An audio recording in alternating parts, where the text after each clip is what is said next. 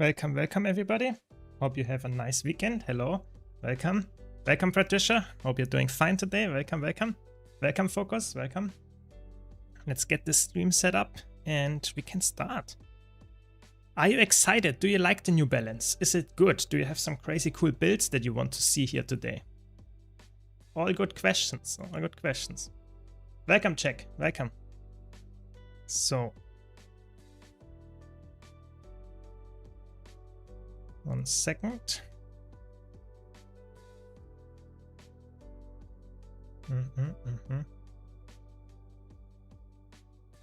There we go.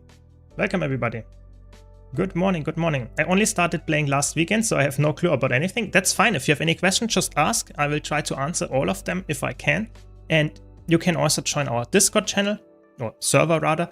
And if you have any questions when I'm not online, just ask there, and we have a lot of helpful people there as well.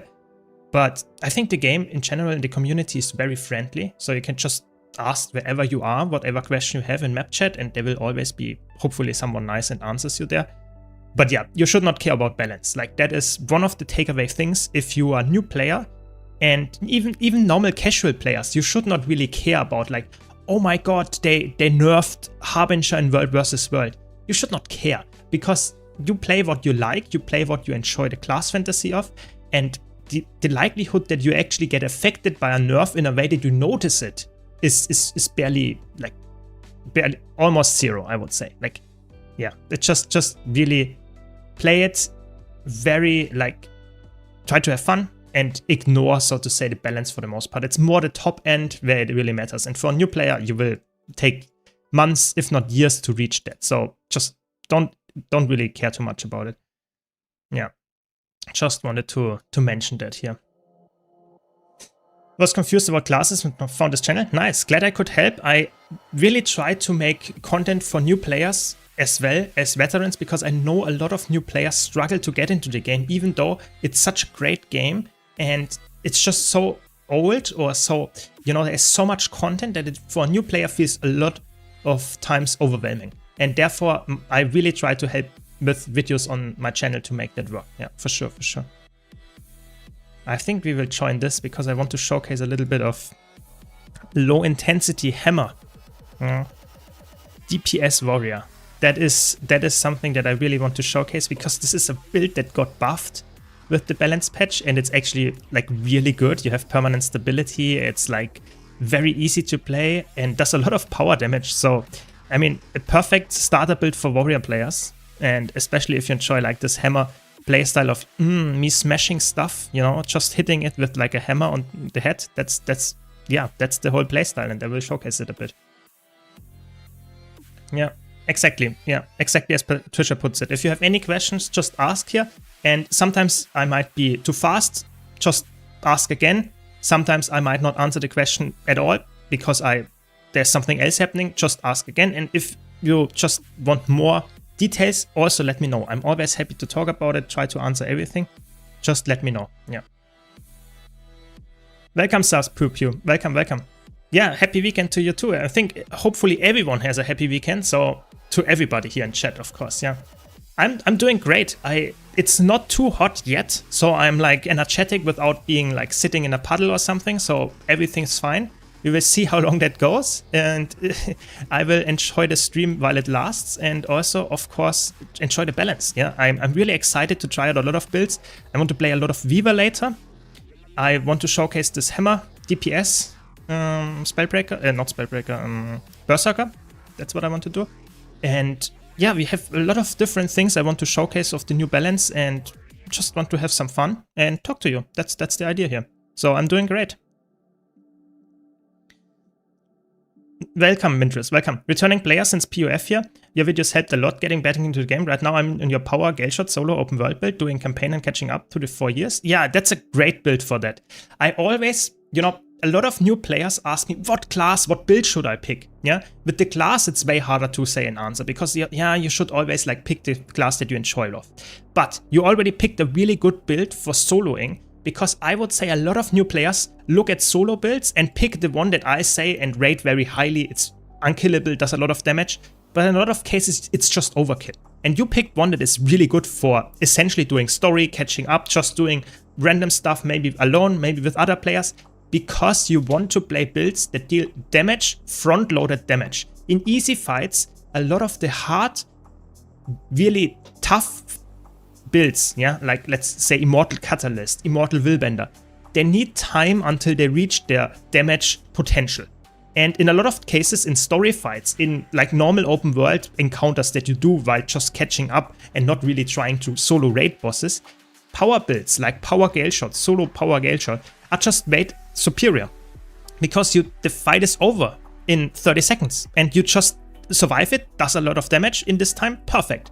Catalyst and all the other crazy good builds that are slightly better in really tough encounters, they just take longer. Yeah, you might not die, but you also don't die on Gale Shot, so you have a really good build there. So, great choice. Yeah, really good. 37 degrees Celsius here. Ooh, I feel you, I feel you. Yeah, Ranger to 80, that's good. That's really good. Ranger is a really great class for a new player. It's you always have a pet with you, you have a really good, like, just all-around kit. Really good. Good choice, good choice. I'm noticing more and more channels on YouTube locking more and more videos behind their channel members.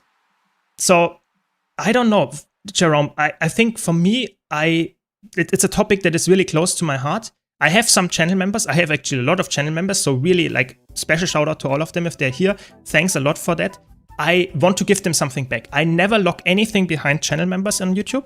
I just give them early access. Every video that you see that is for channel members is only for channel members a couple of days before it's actually released.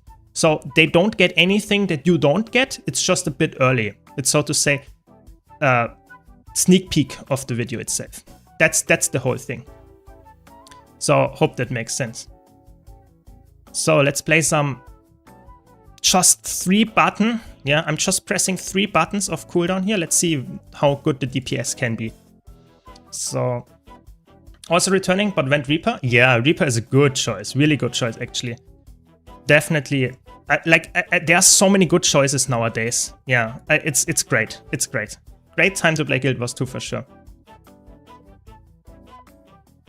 I actually don't know about the shift to another platform, actually. I don't know about that. My first thing was to get Soul Beast, but with this I eat my pet, so I think Untamed or Gale Shot won't for me fight with a pet. Yeah, I think if you like fighting with a pet, I would not go Soul Beast. Yeah, Soul Beast, all of Soul Beast is essentially about trying to like get rid of your pet. So I personally would say that's the Ranger spec that is for players that don't like pets.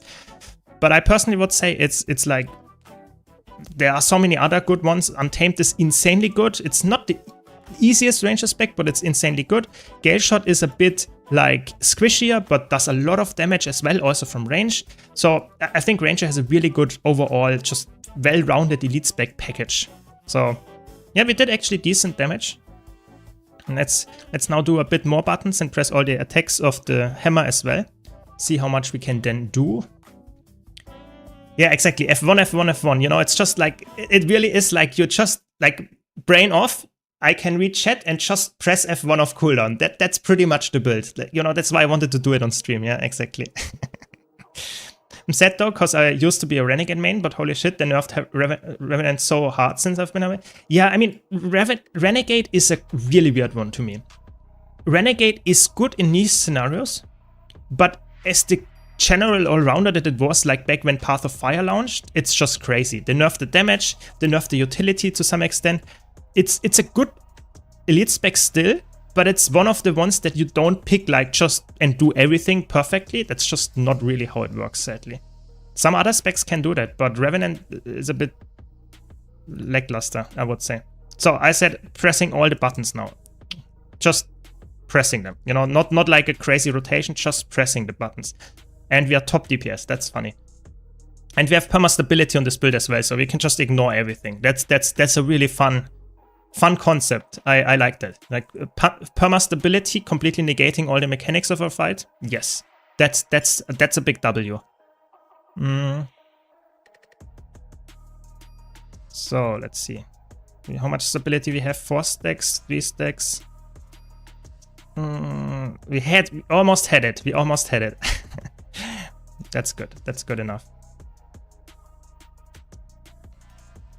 It's actually so fun, this build. Like, if you really like this warrior playstyle in the fantasy world of just smashing like big bonk bonk on the enemy, yeah, that's the build for you. It's really fun, actually. I have to admit, like, I totally get behind why people like hammer playstyle on warrior. You're also pretty mobile, as you can see here. It's good. You know, this is like a rather high, low intensity build. You know, I'm pressing a bit more buttons, but still, you know, I'm actually like gapping the DPS here pretty hard for that. This is not a like crazy meta build with a crazy rotation or something. It's good.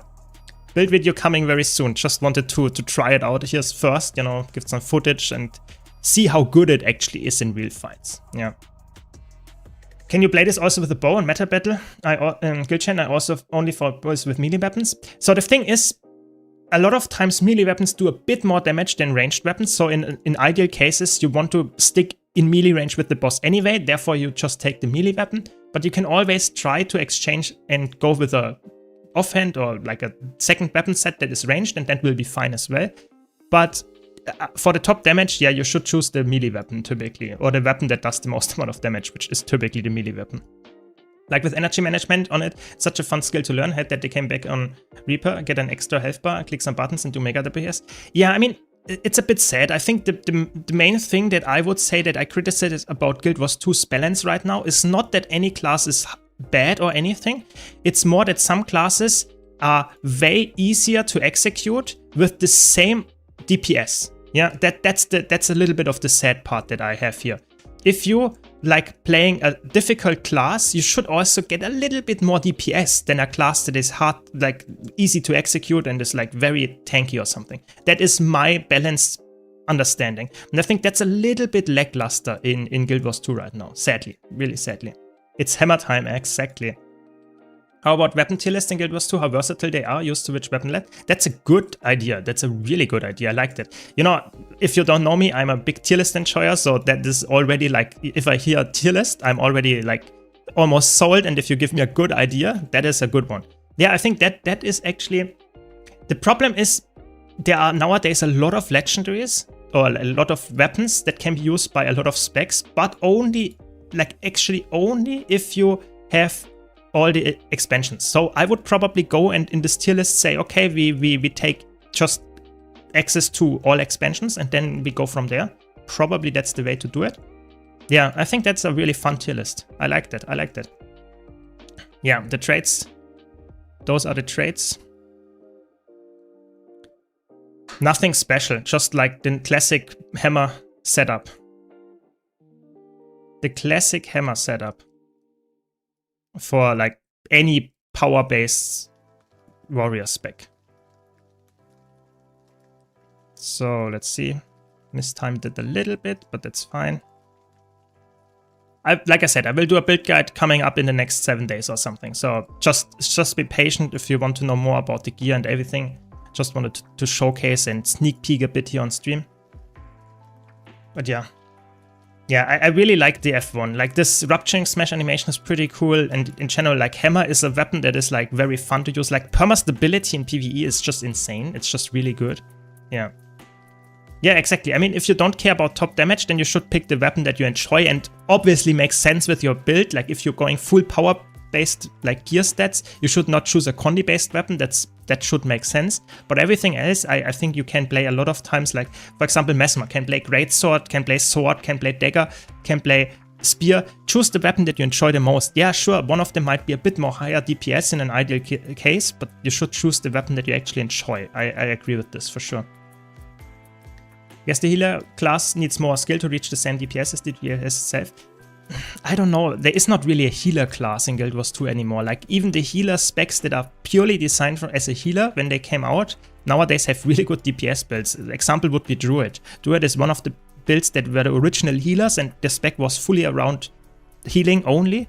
Nowadays, it's more like, yeah, it can heal, but it also has one of the best DPS builds in longer fights. So, yeah, I mean, that's just... so to say, over the course of time, the balancing changes, I guess. I just ignore everything. That's so funny. Like, this attack would knock me down? I just ignore it, as usual.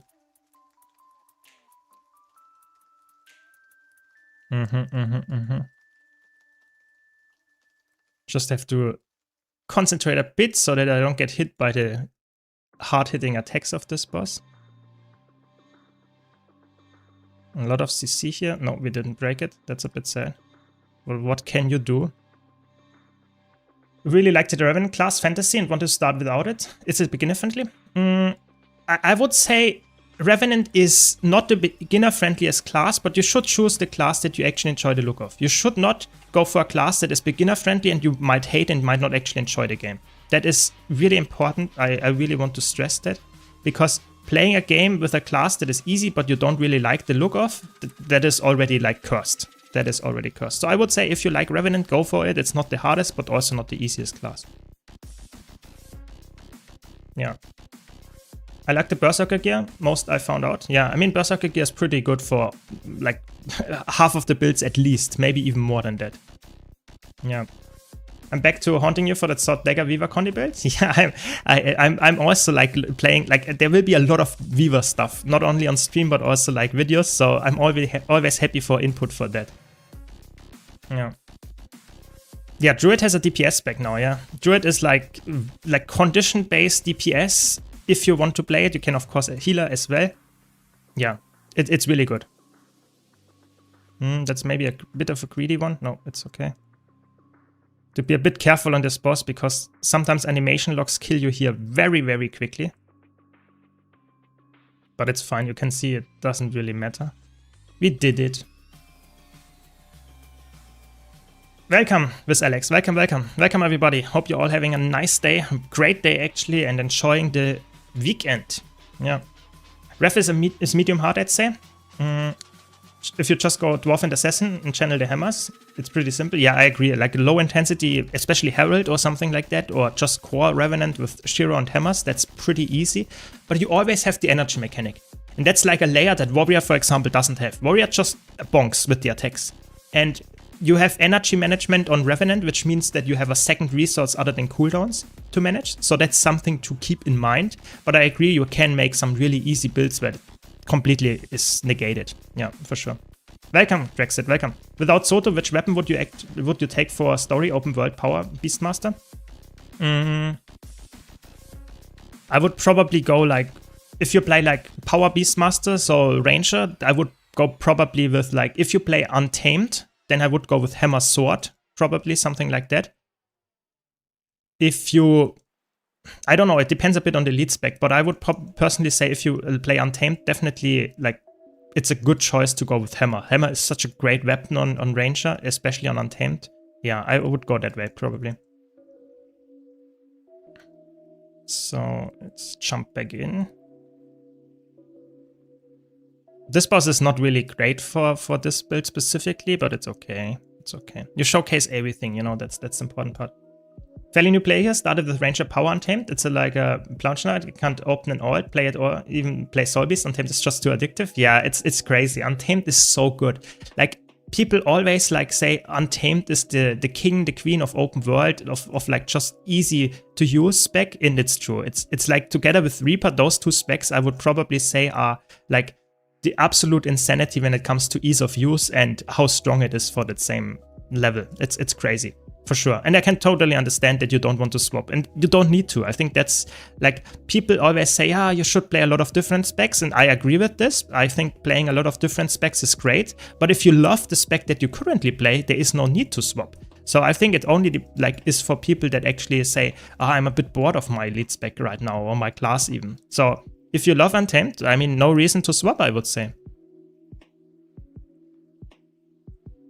So back in the days, there was a Condi heal DPS Druid build in raids. I mean, I think that is now back to some extent. You have now, I would say, Celestial Druid is now possible, that you can provide alacrity while also providing like damage with Condis. Yeah, I think that is now possible. The question is, how high is the damage? I tested some alacrity DPS Druid and it's surprisingly low damage. The problem for that is that you essentially have not a lot of like Condi application if you want to upkeep 100% alacrity, and that's a little bit like always a bit like questionable. You know, you want to have a DPS build as an Alacrity DPS and not just something that does a little bit of damage. I think we shouldn't CC here, but okay. Otherwise it might...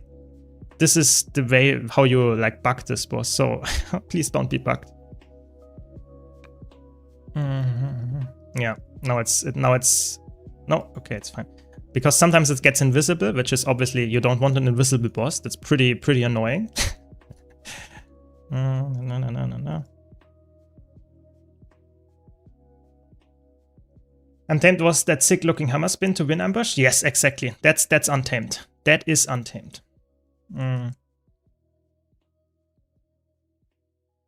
It's actually... We got it. Hopefully this time we don't get another of those spinny attacks, so we can finally melee this boss down. Yeah, I think looks good. My favorite build is Dual Axe Power Berserker, but now I want to play a new class. What do you recommend from a similar playstyle? Ooh, that's tough. I think there is not really something that is as, like, so to say, like, focused on pressing the same buttons like all the time. Hard to say. Maybe someone in the chat has a good idea. What kind of class fantasy would you like? I guess you could play like a Power Soul Beast and play Axe as well and play like some kind of like hard-hitting melee attacks with the Axe offhand 5. Yeah, maybe that would be okay.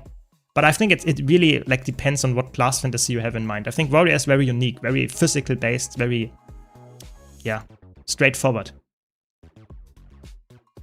On a Celestial Healer, it's not as bad if damage is a bit lower. That is true. But the problem is if you play Alacrity DPS to it, I really tried it, I think yesterday, quite a lot.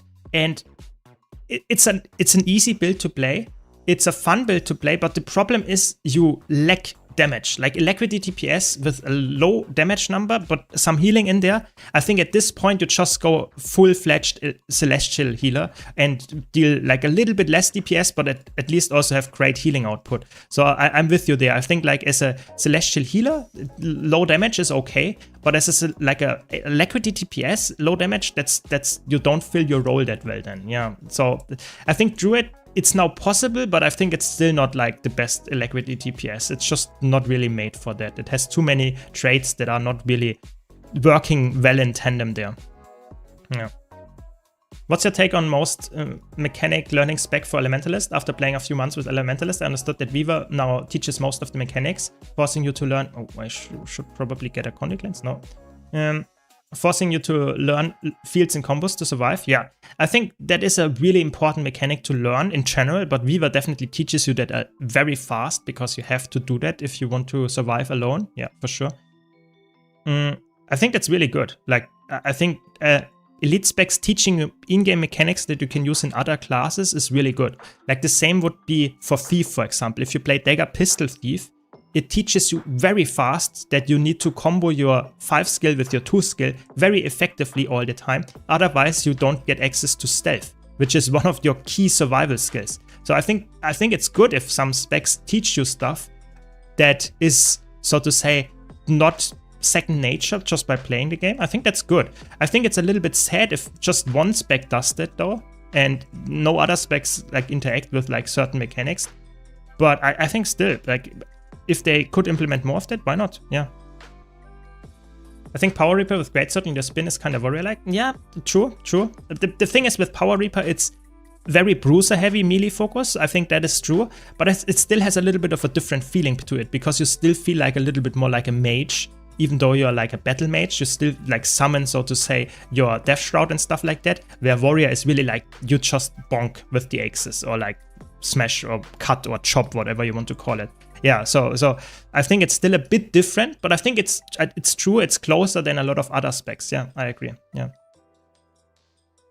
I know, Alacrity DPS Druid bench is very high, that is true. But the thing is, who reaches that in real fights? You know, I tried it with a low intensity version and the damage is really, really low. Like, the problem is, it's like Condi Druid, it's very, very hard to reach those numbers. Yeah, I should probably like be more specific there. Thanks for clarifying that. I really want to not spread misinformation. I agree, the damage output can be very high, but no one reaches like that in real fights, especially because it's a Condi Alacrity DPS. So that means that you need a very long fight until you get to this number. It's like, I tried it and it's really sad. Like in Ice Brute Saga strike missions, it's like they're almost out DPS by a healer. It's really sad. It's really sad. Yeah. Welcome, Viz. Welcome. Hammer to plus double Mace Untamed might also be close to Bruiser playstyle. Yeah, very close. It's very bruisery for sure. Power Willbender, good choice as well. Yeah, there are so many bruisery, like in your face, fast paced, like physical playstyles. Willbender, Reaper, we had Power Untamed. There are quite a lot nowadays, that is true. It's just changing a little bit of the loop and the color, I guess. That's pretty much it. Yeah, good point. Yeah, Condit Druid has a lot of damage, like far above 40k. It's a really good damage output. Oh, I think they nerfed it a little bit actually, but it's still really good. But the problem is, again, it's a very hard build. It's probably one of the hardest condition builds to actually execute, because it has a lot of mechanics. You have to dodge a lot, you have to press a lot of buttons in the correct order. You have to like essentially handle 3 weapon sets with your Celestial Avatar form.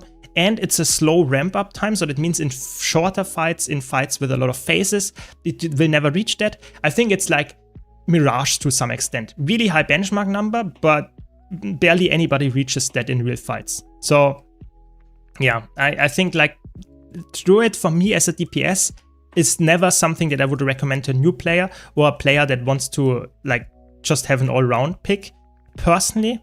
But I think if you really enjoy it, go for it, of course. That goes for everything I say here on stream. If you really enjoy a certain spec, go for it. Yeah. There's one good class, Bladeson.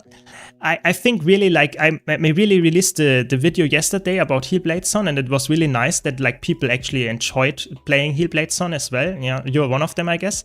But I think if you ask me, would I recommend Heal Bladeson over Paragon? I would always say like no. Like in no world I would recommend a Heal Bladeson over Paragon. Like Paragon is just straight up superior. There's like maybe the one case where you need a reflect, or where you need, that's a really weird case where you need mobility as a healer. This is like, then sure, then probably Bladeson is a little bit better. But I mean, come on, who does that? Like no one. It's pretty sad actually, but I mean, what can you say? I think for people that want to play Heal Bladeson now, it's actually somewhat decent. Even Amalgam Hammer is a bruiser like, but you probably use kits. Oops, that's the wrong target. There we go. Yeah, there are so many bruisers nowadays that you can play if you wanted to play them. That's true. I think Amalgam is more like tech heavy though, like a bit more like transformative. You feel like a little bit like, I don't know, it's not as physical based as like just smash the enemy as warrior, but I agree, it can be pretty similar if you just play like hammer and hit the bonk it. Yeah, it can be true. I played it in Organized World versus World side instead of Border. The boons are insane and I have the most super speed, even more than Firebrand Lumi with the new staff changes. Really, but is the thing is like, is it good? Like, is it really like, would you pick that over something like that is a meta healer in a Zerg? Just because like, do you not get interrupted with your attacks, like your channels, or do you not channel them at all in a long time? Like, how does that, like, yeah, sure, you have some stability, but do you not have to reposition while casting it and you're way too slow? Interesting. Like, if that works so well for you, that's really impressive, but I would have some concerns about that. I have to be honest. Yeah, exactly. I think Druid as a healer is better. I think probably like even Firebrand with more stability output is better. But I guess it's interesting that they made it a bit like viable now. Before it was like complete meme. Yeah. Love playing Power Untamed against champions and watching my health bounce from around. Yeah, that is true. Like Power Untamed is a very good like survivable solo build. It's one of the best builds for soloing, I would say in general. So you made a great choice there. Yeah, great choice. It's not a healer. It's a third support, wound support with a bit of healing. Barely get interrupted because of the stability. Yeah, I mean, not really meant like interrupted. I just meant like, because you can only move very slowly, you would have to either instantly cast your Dragon Trigger, or you would have to, so to say, like, if the squad is moving at like full speed and you move at like, I don't know, 25% or whatever you can move with the Dragon Trigger cast, would it not be out of place that you like get completely caught up in something. That would be my concern. But, you know, I can get that it's a third, like, support. I'm not sure if that's the best third support, though, to pick, I guess. Yeah. But yeah, I mean, it's fun to have more variety, for sure. And Bladestone was definitely one of the builds that was in competitive mode, like, complete troll. Like, for the longest time after the big nerfs after End of Dragons. So it's definitely good to have it, like, a little bit more viable again. For sure. I need haircut? Yeah, glad you enjoy it. Glad you enjoy it. Nice. If it's not an issue, perfect. Was just wondering, you know. I didn't try it myself, so I wanted to raise my concerns and ask someone that actually played it. Yeah.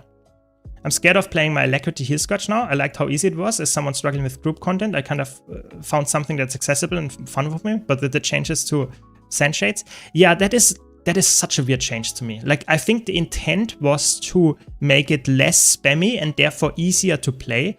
But in the end, they essentially nerfed it. Like, it's just like, what? Why would you nerf a build that is like one of the fan favorites when it comes to easy DPS builds? Or Alacrity DPS builds? It's weird to me. It really is. So, what would I say there? Like, I would say, like, it's not nerfed so much that you cannot play it anymore, but it's definitely noticeable.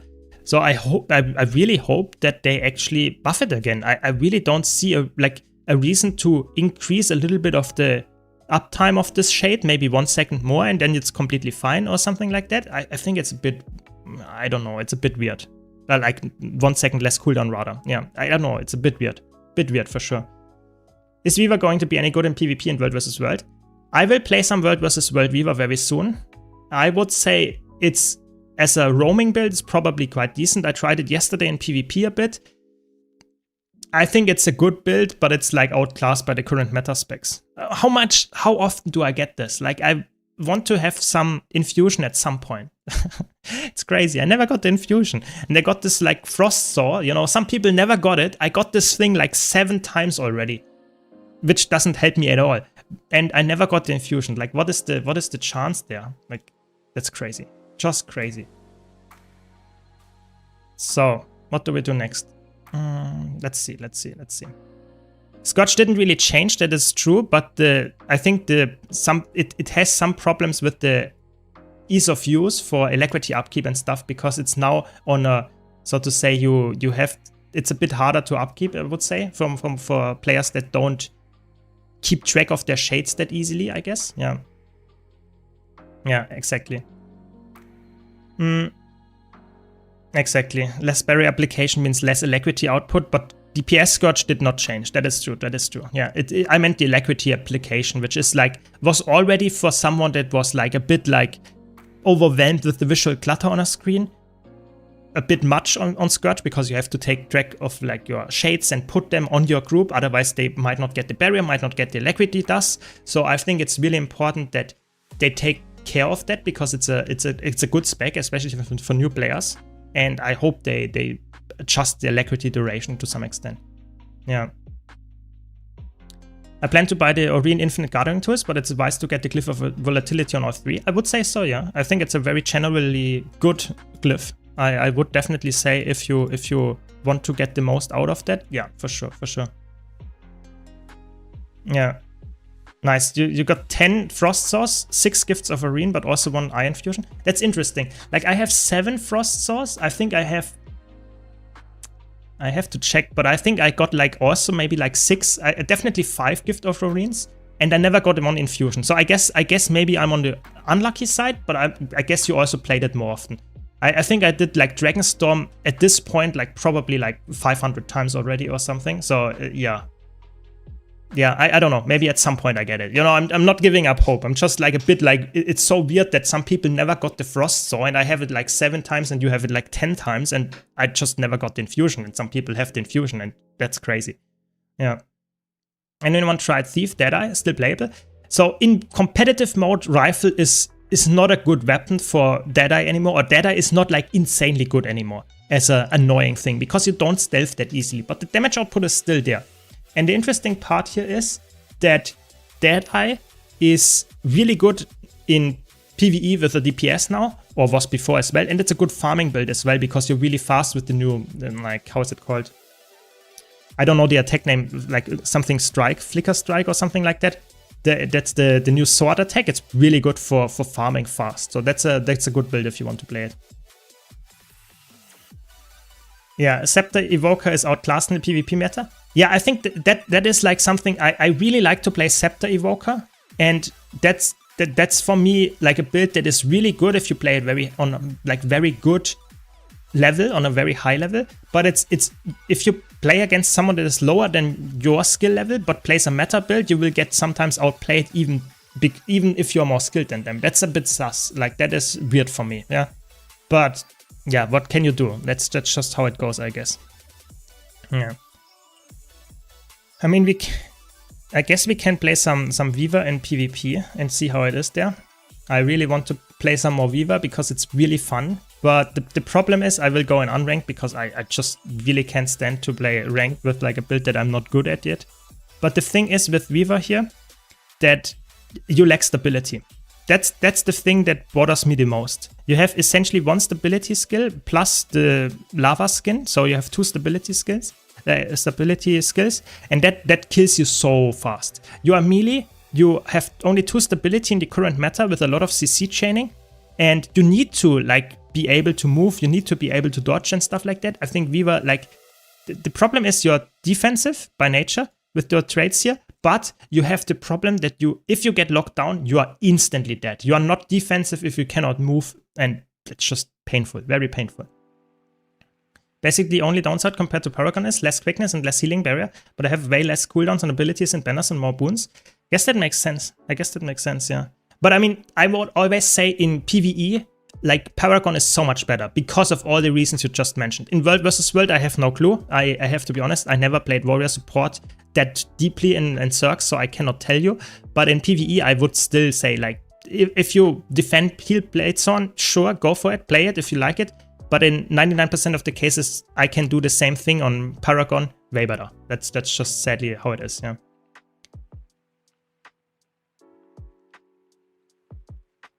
I do it about every other day since release, so it's very random. Yeah, I guess that makes sense. If you did it that long, then I guess I'm still waiting for it. I didn't do it that often. I did it a lot, especially during the days where I farmed for like the Oreen skins. But yeah, not that often, not that often. Yeah. I want to find a good generalist PvP build. Been gone too long to know what to pick. I think Amalgam is really good right now. Like Spear Amalgam. Even after the nerfs. What else is good after the nerfs? I mean, there are a lot of like builds. Paragon is a really good one. I guess you couldn't play Evoker, but I will make a tier list very soon about PvP after the meta has settled a bit, and I can also like give some more input after playing it a bit more. So we will see, we will see. Just stay tuned. In a couple of days, maybe a week, I will do a PvP tier list. Yeah. What's a good second weapon for Reaper if I only have Heart of Thorns and Path of Fire? So Greatsword, and then I would probably go with like Axe Warhorn if you only have those two expansions, because they are core weapons. That would probably be my best bet. Axe Warhorn is power based, has some utility in the kit. Yeah. Or Axe Focus is also good, but I think having a bit more CC is, I would say, favorable, and some like movement speed. I like that. Yeah. Boon uptime and revive elite banner is really important in organized World vs. World Zerg. Also, you need fast boon coverage against strip heavy enemies. Yeah, exactly. It makes a lot of sense, and that's why I think Paragon is just really like. I get what you mean. I get what you mean, but I wouldn't like. Probably most people would agree that if you have like 5 Bladezorns in your group, I'm not sure if they would like that. Like 1, 2, maybe, sure. But I'm not sure if you would like to have 5 Bladezorns as third supports, that is, yeah. Yeah, Reaper is, that is true. Good point, Patricia. Reaper, I had a match, I think, was it like a week ago or something, in PvP, where I had, I'm not joking, I had 6 Reapers in one match. 6 Reapers. Out of 10 players in one match, I had 6 Reapers. So yes, Reaper is really good right now. There are actually multiple builds that you can play. Condi Reaper, Power Reaper, it's actually pretty solid either way. So really good right now, for sure, for sure. Yeah. Is it realistic that they make any further adjustments after such a balance patch though? Like, I see concerns with other classes changes as well, but of course asking for heal scratch. So the thing is, ArenaNet is pretty slow when it comes to balance adjustments. But when it's a big concern, so for example in PvP a certain build is like completely bonkers, is completely like destroying everything, and the cooldowns are like way too short, or the attack hits way too hard, then there might be a hotfix. So in the next week you could expect that there are some hotfix changes, for example for the alacrity output on Scourge, or if there is something overperforming like crazy, or bugs with new skills or whatever. That can definitely be the case, but I agree with you, it's unlikely. It's not often the case that ArenaNet is like going back and changing stuff that was in a patch just a couple of days ago. Typically they do balance patches, big balance patches every 3 months, and maybe some small hotfix patches once a month for PvP specifically. Yeah, exactly. Yeah. So that would be my adjustment. We have to see. Maybe I'm wrong, but that maybe there will be some changes coming to some specs that are like, especially the alacrity on Scourge, I think is a huge concern. I think a lot of people complain about that in the forums and everywhere. And I think they might listen to that. That is my idea. Anything else, not so sure. Yeah. Necro seems to be bugged currently, usually can't get healed while in Shroud, but that's the thing in PvP. Had that many times. A Reaper was on like 2% health, popped into a Shroud and boom, 100% after the Shroud. That's a weird bug. That sounds like something that needs to be fixed immediately if that's the case. Yeah. Amalgam OP in every way in the game? Yeah, it's really good. Like, Amalgam is insanely good. Yeah. Yes, I will update Necromancer builds. Yes, I will update all the builds if I get to it. Yes. Yeah. Fingers crossed? Yeah, I agree. Fingers crossed. Look at the low cooldown of the element swap. It's so fun. Like, this is the new Weaver. Like, having like essentially like, I don't know, almost no cooldown on your weapon swap, or like attunement swap. It's really good. That is a bad. That's a really bad target for me, because they have like, is that a Condi? I think that's a Condi. Is that a Condi Mirage? Yeah, that's so bad for me. Like, insanely bad actually. Because the confusion instantly kills me. I have way too much. Yeah, yeah. That's what is that? That's why that's what I meant. Like, Weaver, you don't even have to find meta specs. Like, Weaver gets destroyed by CC chaining, Weaver gets destroyed by confusion spikes. It's a fun build, don't get me wrong, I like to play Weaver, but the buffs in PvP specifically, in my opinion, were not enough. Like, how can I handle this? Nice, we got a kill. That's good.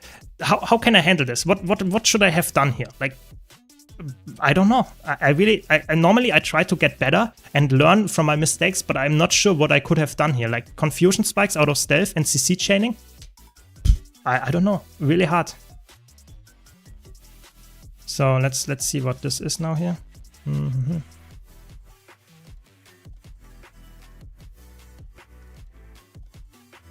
Oh my god. They are back. Oh my god, stop it.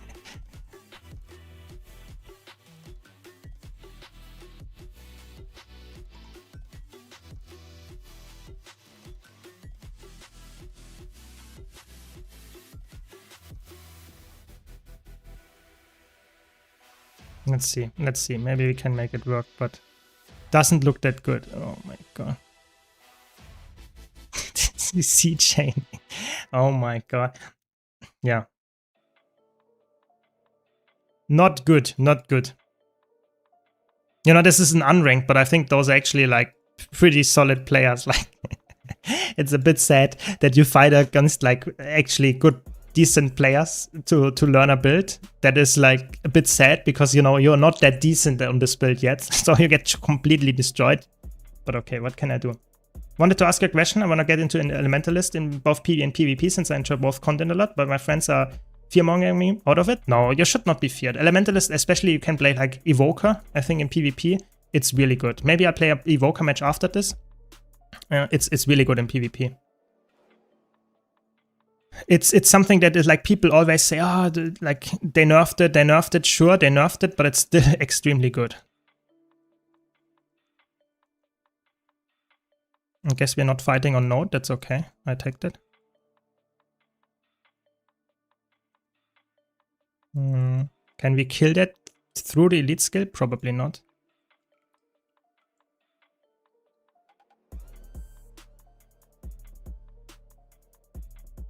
Okay, the warrior is here. It's not good. Oh, it's a willbender. Okay. Can try to hold the node a bit, I guess. No, I have to leave. That is not good.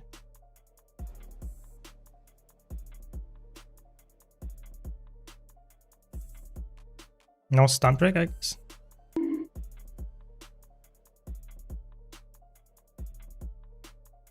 Ooh, I will catch up in chat in a second. I just want to like concentrate here a bit and not like die. Possible here on this? Possible.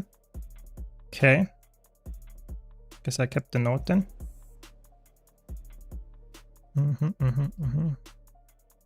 No. Guess we should try to get this kill here.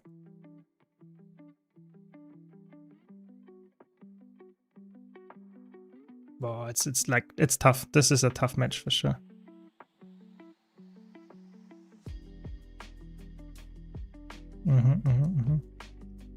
Almost got the juke.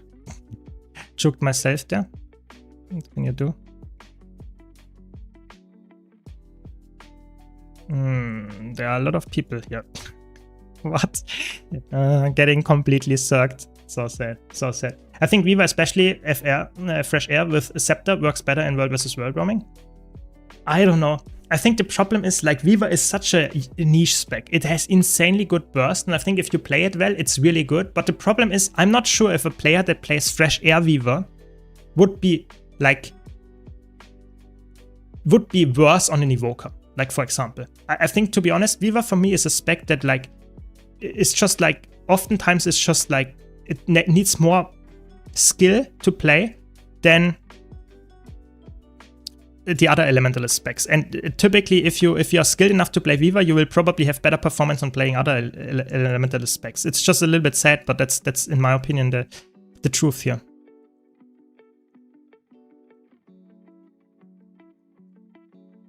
There are so many players all the time everywhere. Like it feels like we are outnumbered always everywhere.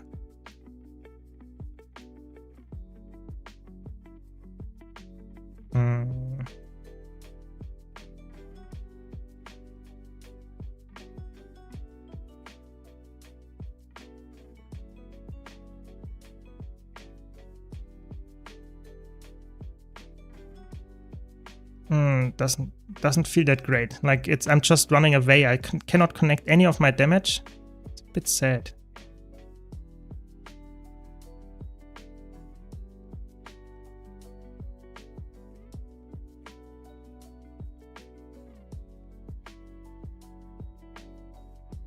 I mean, I'm running away, and I'm succeeding at running away. That's definitely good. Definitely good there, but I'm also not connecting any damage. So, a bit sad.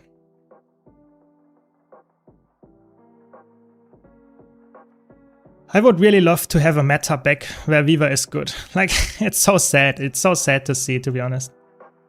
Yeah, the Immobilize kills me there. But I guess, yeah, we get completely outclassed here by the team. It's insane, actually. Okay, I mean, you saw Viva. You saw Viva. Is Condi Firebrand still viable in raids? Oh, yes, it is. Very good build right now. Very good build. Yeah. Yeah, Evoker is still a bit better. I think the nerfs were surprising to me, but I think it's good that they nerfed Evoker. It was pretty annoying to counterplay, I think, like the Sap Evoker for sure. Yeah. Sometimes you just lose. It's true. I mean, I just try to get better, but I don't know how to play better here. It's just, I feel like I get completely outclassed by their specs, and I'm also not that good on Viva, so it's just like, I don't really know how to improve here. Like, normally I try to learn from my mistakes, but I'm really not sure what is the mistake here. I'm really not convinced here. Okay, someone wanted to see some Evoker, so that's what we're gonna do. And this was like a really like not fun match. Let's go in ranked. Let's hope it will be better then. that's the mindset. So we will see. Yeah. But is it better than other elementalist specs to make you play Viva? That's the thing. For me, Viva is a spec that is very fun. If you like the design of it a lot, it's extremely fun to play, especially in competitive modes. But I would say it's not really worth it right now. The balance is in a way favoring specs that are just easier to play and perform better. And Evoker is the prime example of that. Evoker is just straight up, in my opinion, a better build right now for PvP and also for roaming than Weaver. Even though Weaver is really good, I think it needs way more skill to be really good. And Evoker is just lower skill level, lower skill floor to actually succeed with this. And it's also on the highest skill level, I think, better. So yeah, it's a bit sad. In PvE, it's different. PvE Weaver is extremely good if you want a bursty DPS, for example, for fractals or something. It's really good there, Weaver. Power Weaver specifically. You can also play Condi Weaver and condition fractals. That is also good. But I would personally say that Weaver is more for niche players that really enjoy like tryharding, learning really hard rotations and mastering it. Whereas all the other Elementalist specs, you have like a Dagger Tempest right now that is really good, like really good damage, like 43k DPS. Pretty good and pretty easy to execute in PvE. So that is good. You have like Evoker being decently easy, especially specialized elements Evoker. And even Catalyst can be played decently as a DPS in PvE as well. So yeah. Yeah, I mean, glad you enjoyed it, Patricia. I mean, tried my best on Weaver, but it's like you could see, it's sometimes frustrating, especially if you play against like CC and Condi heavy. Like, that is really annoying to fight for sure. Are we stuck with the same PvP meta for the next couple of months? Yes. Like, the PvP meta will not change in at least 1 month, probably 2 to 3 months. It's very unlikely that the PvP meta will change because typically they don't do big adjustments in so to say, the off time between the big balance patches. So I wouldn't get my hopes up for that. I'm at the stage I'm gonna craft my first legendary armor set, but I don't know which armor type I want because I don't know which class I should focus on. I'm a melee player that want to be able to be versatile and fill any role and have high APM when I feel like it. But sometimes I just want to be able to go full low intensity, so heavy, medium, light. I would personally say that in general, if you have no preference whatsoever, the most build flexibility and build viability you have on light armor classes. You have insane amount of builds on Mesmer and Elementalist and really good amount of builds on Necromancers. So I would personally say those have the biggest spread of builds and they get the most amount of value of having legendary armor if you play all the classes. I think the least amount of flexibility you have on medium armor classes and like heavy armor classes is somewhere in the middle. If you now exclude certain specs because you don't want to play them or you just don't enjoy them that much, then it gets a bit different. I would personally say light armor is probably the most valuable one because you have a lot of different builds that you can fill. Low intensity, high intensity, healers, whatever you want. There are multiple builds to play there. That would be my suggestion. But it's only for people that have literally no preference in the class fantasy. So hopefully that helps. Welcome, Blueberry Pie. Welcome, welcome. Yeah, Weaver is not for everybody. Like, I want to really showcase now here Evoker, specifically after I played Weaver, because the difference is significant. It's still melee-focused Elementalist, but the difference in terms of how I play and how sustainy I am, why I still deal some pretty nasty burst damage, is crazy. So you will see the difference here. Hopefully I get a nice showcase match. And you will. I'm obviously also better on Evoker, but still, it's definitely, yeah, worlds apart in PvP right now. Yeah, I can definitely understand why you don't like Weaver that much. Yeah, light it is. Nice. Good. I mean, good that I could convince you then, I guess. I wish they nerfed Paragon in PvP a bit more. Yeah, I'm with you there. I think Paragon is a bit oppressive. Like, how good it is right now as a support, or like just the support output, even as a bruiser, is insanely high. I'm a bit like worried about the monthly AT next week, that Paragon will completely dominate the meta. But I mean, that's what it is. Welcome, Snowdrop. Thanks, really appreciate it. Guild Wars 3 tier list when? Yeah, I mean, if we get some content, I'm like every day I'm waiting for some news, you know, that I can cover and maybe make a tier list about. So thanks for a sub, I really appreciate it. And yeah, I think that's coming at some point. Stay tuned, yeah, stay tuned. There are very simple Weaver builds in Power and Condi in PvE. That is true, that is true. I actually made some low intensity Weaver builds in PvE, but I've talked more about competitive modes. In competitive modes, Weaver is always difficult. You cannot get Weaver working without swapping crazy amounts of attunements, being like always predicting your opponent's moves even more than other builds, because you have to attune to Earth to get access to your Obsidian Flash before you actually attune to Earth or some other element again, so that you get access to it actually. So you have 3 seconds before you actually use it that you are tuned to it already. It's really complicated and it's definitely not an easy build. Yeah, for sure. How would you use 9k gold if you only played Necromancer Revenant, mainly PvP and a few PvE activities? That's tough. I would get convenience items, to be honest, like getting shared inventory slots, getting maybe some like really good like copper fed, like some bank access if you like that. Maybe a legendary that you like, but I think legendaries in Guild Wars 2, if you only play PvP, are pretty useless. They are really like just for skins, so I would not really go for that. PvP players don't really care that much about gold because nothing that they do is actually like affected by gold. So yeah, I would personally say, if you give me a bit more information about what you'd like to play and what you already have, then I can give you more input there. But I personally would say like convenience items is probably the way to go. Bigger bank, more characters, something like that. So gem store items probably, yeah. Welcome Krauser, welcome, welcome. Yeah, I just want more support variety in PvP. I agree. I think it's a bit frustrating that like Tempest, like Firebrand, like the classic, the really old school supports, like all of them actually, even Druid would be so good as a support. They just completely outclassed by one spec most of the time, and then you don't see any other specs. Like even Vindicator, I would love to see a like PvP support Vindicator. I think stuff like that would be so fun. Like having 3 different supports, all with their own strengths and weaknesses, that would be so good. But it's not the case. It's really often it's just one, and that's completely dominating the meta. Yeah, for sure. I got legendary backpack, accessories, and trinkets sorted out, and 1 legendary set of armor weight. Should I go with legendary runes or second armor weight? What's your advice? It depends a bit if you are like going for a lot of different builds all the time. I would and a lot of different classes. I would say runes is actually pretty nice convenience.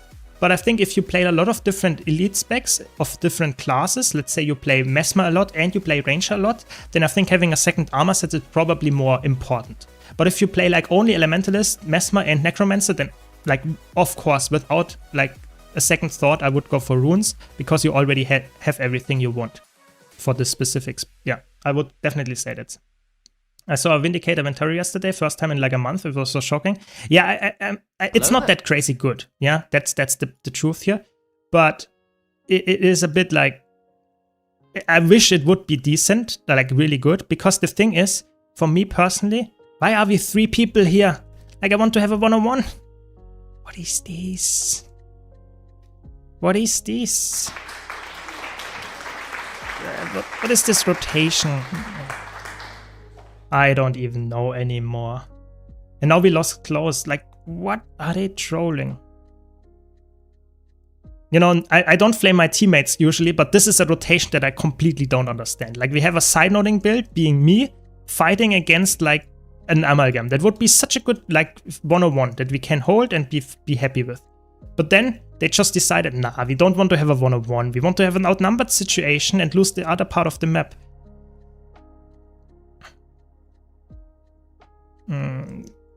I guess we are outnumbering again. Now we should probably push far because... No? Okay, the thief is coming here.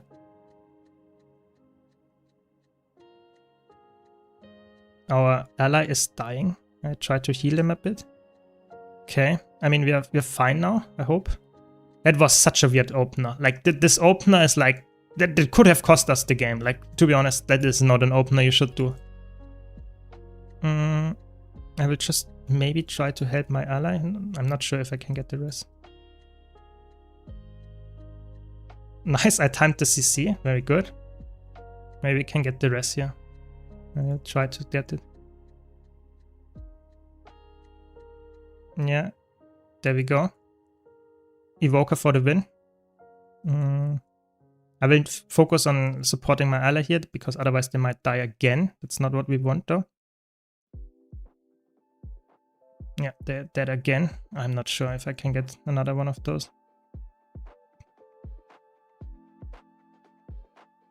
I should probably just have gone for the cap. I have to be honest. I'm not sure if it was worth to go for the rest here. I think the thief left, so we can just try to go for the cap or greed for the kill. You will see.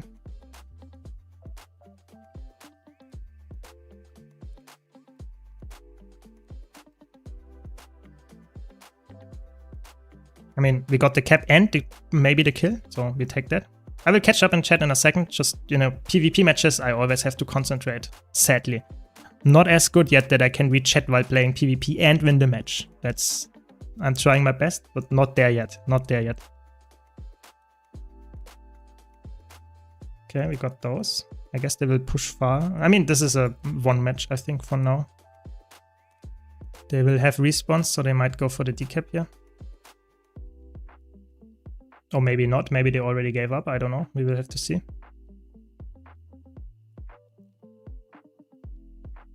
Not sure. Not sure. Okay, they push like 2 people into me. That's okay.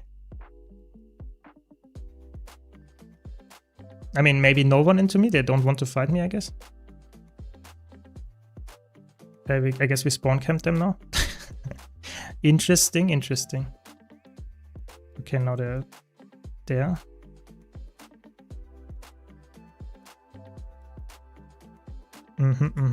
I mean, our team is outclassing them. Just like in the unranked match before, now in the ranked match, my team is outclassing them. I guess that's fine. You know, being on the winning team while you play ranked is always better than in unranked, I guess. But still a bit weird of the rotations. I'm a bit lost in this match, as you can see, running around like my team is like rotating left and right, but I'm not sure if that's the smart way to rotate at all. Oh my god. Did you see I had like 10 conditions on me like there? That was crazy. Okay. Maybe we go for the Gale shot here. Should be a nice kill here. Good. And no, they don't kill my teammate here. No. Okay.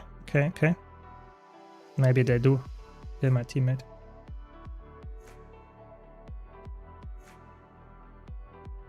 There we go. We got the rest again. Like, am I support Evoker now? Looks like it. Thought I dodged it. Oh, that's not good. That's not good. That was close, but we did it. Pet is on me. That's okay. Take my free concentration. I don't want to have to get more concentration gear.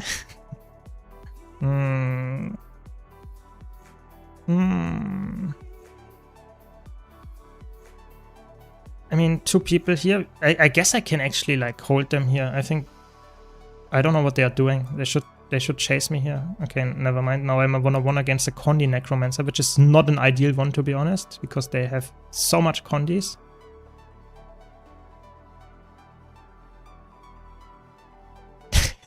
It would be so good if I would have CC'd them off node. Yeah, we got the node anyway. That's good.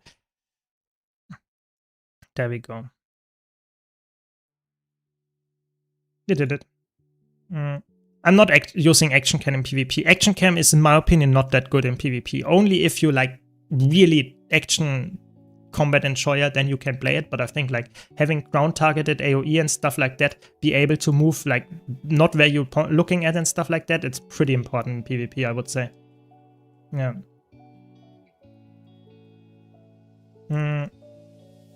Yeah, I think Tempest having some baseline concentration is like okay. I personally would agree with Benteos there. I think like some concentration in the baseline traits is making unique specs a bit more unique, and not like having like everything bound into certain traits. I think it's better to have like some kind of like flexibility there. That's what I would personally like. Not flexibility, I mean like some like that Tempest is more supportive than Viva. I think that is, for me, I think that's good that they have this like decision already, because otherwise you have no class identity whatsoever. And I think I need some class identity. Otherwise it's a bit weird. Oh my lord, what was that? What is that?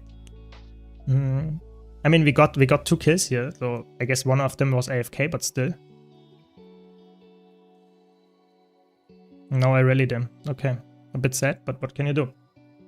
Would the side nodding build a build would be the Ritualist? Yes. If you play well, this build is better than Ritualist. Ritualist is just tanky, but this build is tanky and does some burst damage. So I would personally say it would beat it, but it would be a long, drawn-out 101. And if one of them had the node, it would probably be not favoring for the winner anyway. So I would say, yeah, it would beat it, but it takes some time. Yeah. Then go play Viva, leave Tempest alone. Yeah, I think that is like, for me, I think Tempest is a spec that is like more supportive by nature.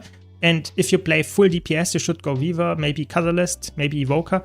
I think it's okay to have some specs that are a bit less DPS and more focused. And the DPS is not even worse on Viva. Like Viva has 43k, like not Viva, Tempest. So it's pretty. I think it's like it's okay. What that was good. We won. I had it 40k. 40k. That's good. I was wondering why am I in gold. I was not in gold. Very good. We did it. Yeah. Laying on the floor could be class identity, no? I guess it could. But I think the thing is, I really think class identity, I meant more like spec identity, yeah? For me personally, having a spec that is good, like in certain niches, with a little bit less DPS, would be for me more interesting than having a spec that is like just a different color of the same class. I think that is for me a bit like the thing that is like concerning me, a bit, yeah? So what do we have here?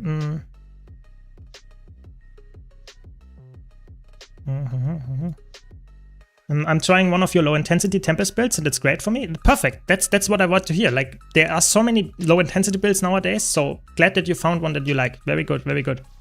Yeah. It's true. Tempest is actually less on the floor than other elementalist specs because the protection is higher. Like you have higher protection uptime. Yeah, true.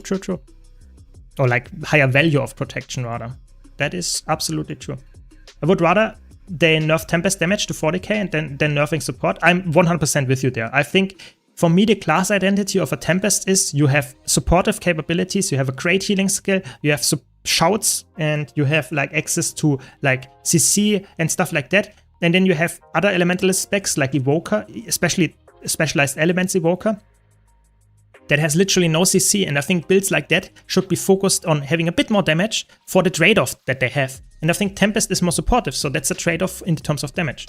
I think the balancing in terms of what they value and that they really always balance around a certain number and that's the only thing they care, that's a bit sad to me. I think a build that is a bit more difficult is supposed to have a bit more damage in ideal scenario. A build that is a bit more supportive is supposed to have a little bit less damage in an ideal scenario. I think that would be more important to balance around than having everything exactly in this 40 to 45k like area. I really think so. But yeah, I'm not the balance dev, as you can clearly see here. Yeah. Have you had the chance to mess with the Spellbreaker dagger rework? I feel it indifferent. I'm wondering what you think. I think it's not that good. Like, I think it's okay, but it doesn't change for me. Like, I will not say like, oh my god, I want to run offhand dagger now. I think it's okay. It's like not the shining star of this, I would say. It's not the shining star, sadly. Yeah, what can I say? So, let's see if we can find a group to do something here. Did Dragon Hunter change? The ones I'm running into are uncannibal and two-shotting people. Dragon Hunter was buffed in terms of defense. Other than that, it's pretty unchanged. I would say it's not really like that much better or worse. I think it's just that you sustain a bit more if you play against good Dragon Hunters. They are pretty solid and will kill you, but I would not say that it's like completely broken, in my opinion, like for now. But we have to see, maybe there's some build that I don't know about, but personally I think like Dragon Hunter is pretty good, but not like insanely good. Would you say the high damage Condi anti-gravity spec is achievable for all average players? If you train a lot, yes, but for casual players that only play like 2 days a week, I think that's probably quite hard to reach, because it's a really challenging build, needs a lot of practice, and needs a lot of improvisation when it comes to like learning a certain fight and the mechanic while you also improvise with the artifacts. So I think it's a hard build to learn. I would not recommend it for casual players. Yeah. I think the concentration thing is just a remnant of the past, back when elite specs were hyper-focused on one thing and not spread out to be homogenized across the board, basically class tech depth. I think that's true, but I think it always makes me somewhat happy if I play a spec that gives me some more stats, yeah? because that means that a certain spec is easier to build and therefore can go more into a certain route than another build. Like for me, that is somewhat, I'm happy with this, but I can understand that is a bit more, weird. People don't like it as much. I can understand that, but I personally actually like that, specifically with Tempest, for example, or other specs that have some just in general, like, what is it? Like, let's go to Harbinger. Harbinger is another example. Harbinger gets vitality. And you can play like I'm here, a rich list Harbinger that has 37k HP. Yeah. And that is insane. That's really high. And you get some vitality baseline in Harbinger. Yeah. 240 vitality. Yes, you're correct. You also don't have the shroud, so that's a bit of counteract there. Thanks. Really appreciate it, Gutsek. Thanks. Really appreciate the Prime. Hope you're enjoying the stream. Thanks a lot. This is a really good trade, like really good minor trade. If they would remove this vitality and give it a little bit more damage, I think Harbinger would be very harder to play, because you lose a lot of life force and you lose a lot of health and you get very lower health. But I think that is definitely, I think it's okay. It gives a bit of class identity, even though it's a bit boring. I think it gives more class identity than just having like normal trades, like nothing with stats. I personally like those trades. I'm with Bentius there for sure. Yeah. Yeah, I think that's true. You can run an offhand dagger, and that is pretty solid. You can run offhand dagger on warrior now, and it's a good option together with like offhand axe, with offhand sword, with offhand mace even.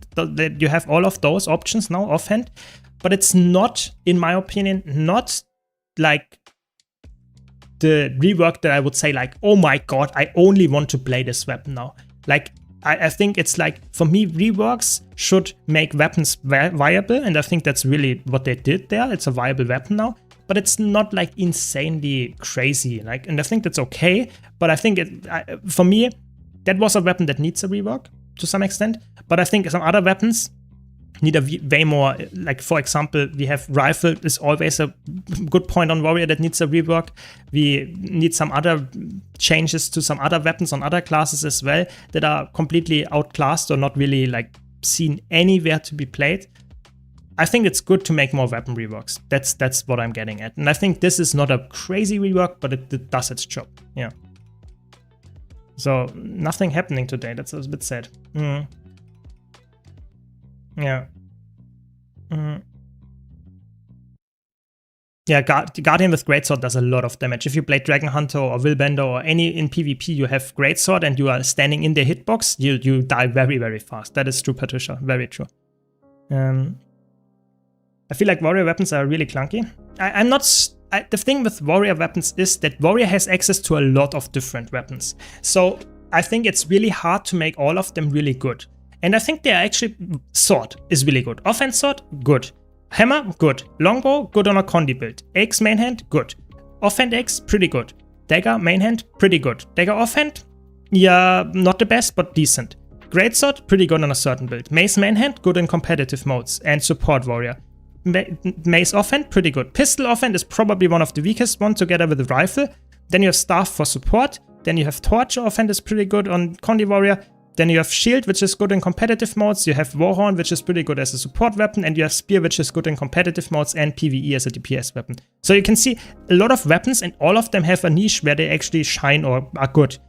With the exception of Rifle and maybe Pistol offhand. So I personally would say this is like, even though you have such a good amount of weapons, I think they are still pretty like good. I think warrior is now with the weapons actually in a decent spot, with the exception of rifle. I think rifle needs some kind of help. I think it does decent damage in competitive modes, but the problem is more like, it's more like a meme build. It's not like a real, like, if the enemies know you're playing this build, you just focus this guy and they will die, you know. I don't know, a bit weird. Yeah, always happy to help. Yeah, always happy to help.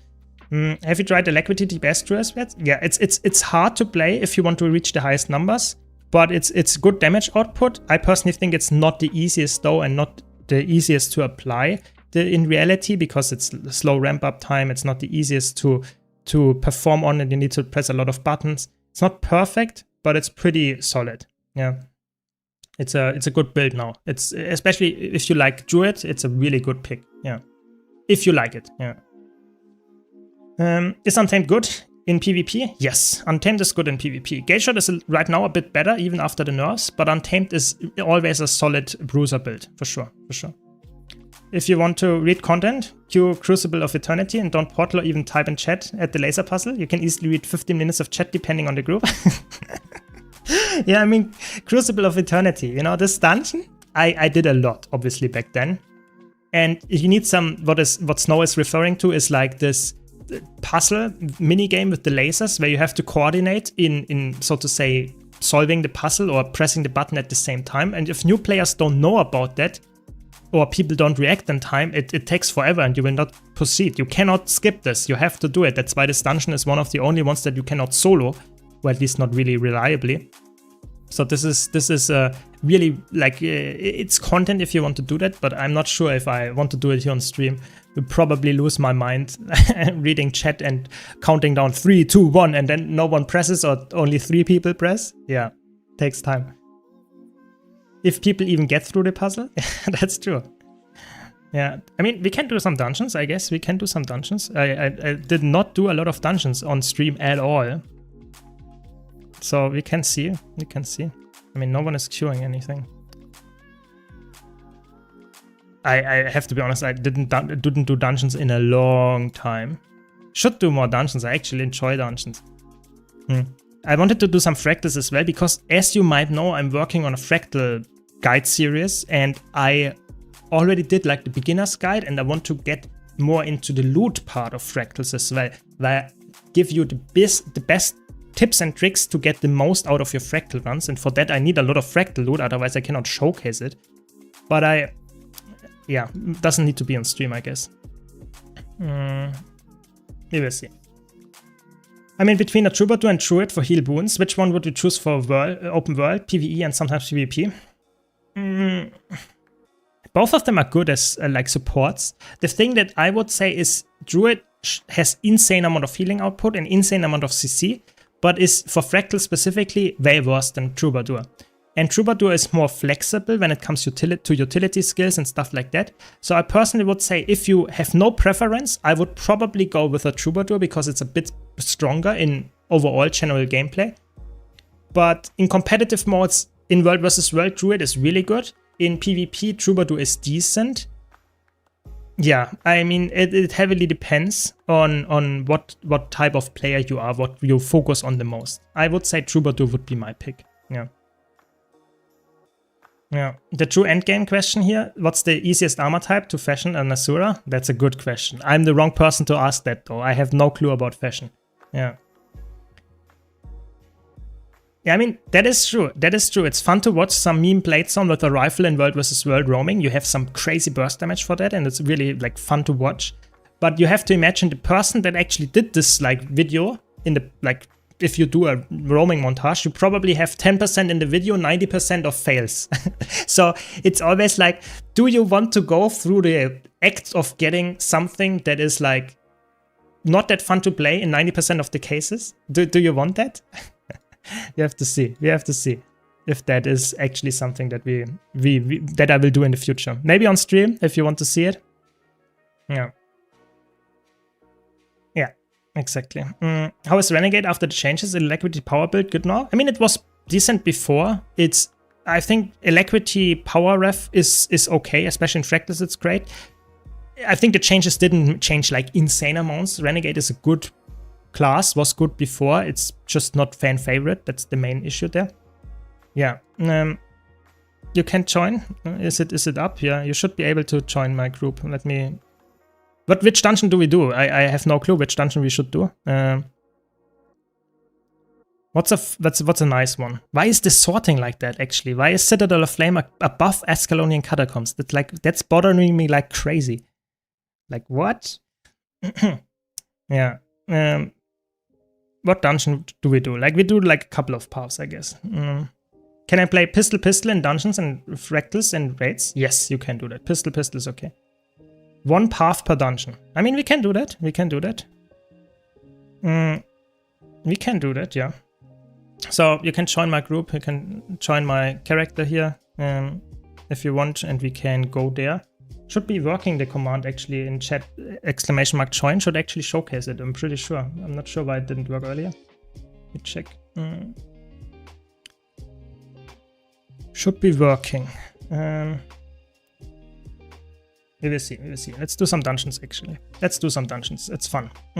Power Renegade Hammer only is 45k on large hitboxes. I mean, that's pretty good. Like, if you played it on the correct bosses, that's a good number. It's a good number. Yeah. ML guns are so annoying PvP? Yeah, they are. But it's like less annoying than the short bow, like tank build. It's more like you can play some, how is it called, some spear versions. That's actually pretty decent. Yeah. Okay, so we will do just like a dungeon run of every dungeon, I guess. Where do we do that? Like, where do we start? Okay, you're going quickness, then I go, I guess, alacrity DPS. What do we play as alacrity DPS? What's good? Like, we can play, I guess. What's a good quickness DPS that is like bursty? Let me check. What can we do? I mean, it doesn't matter. You will play the other one, then we can just look for DPS. One path per dungeon. DPS. Let's maybe, I guess, also experience. But let's see what we get.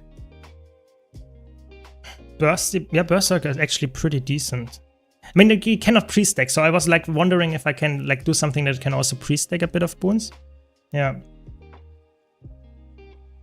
I guess you could play.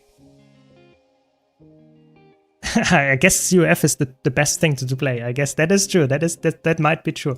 Okay, so I have to decide now. We already have a full crew, but I want to play quickness. I mean, Chronomancer is pretty good, but cannot pre-stack. Scrapper it is.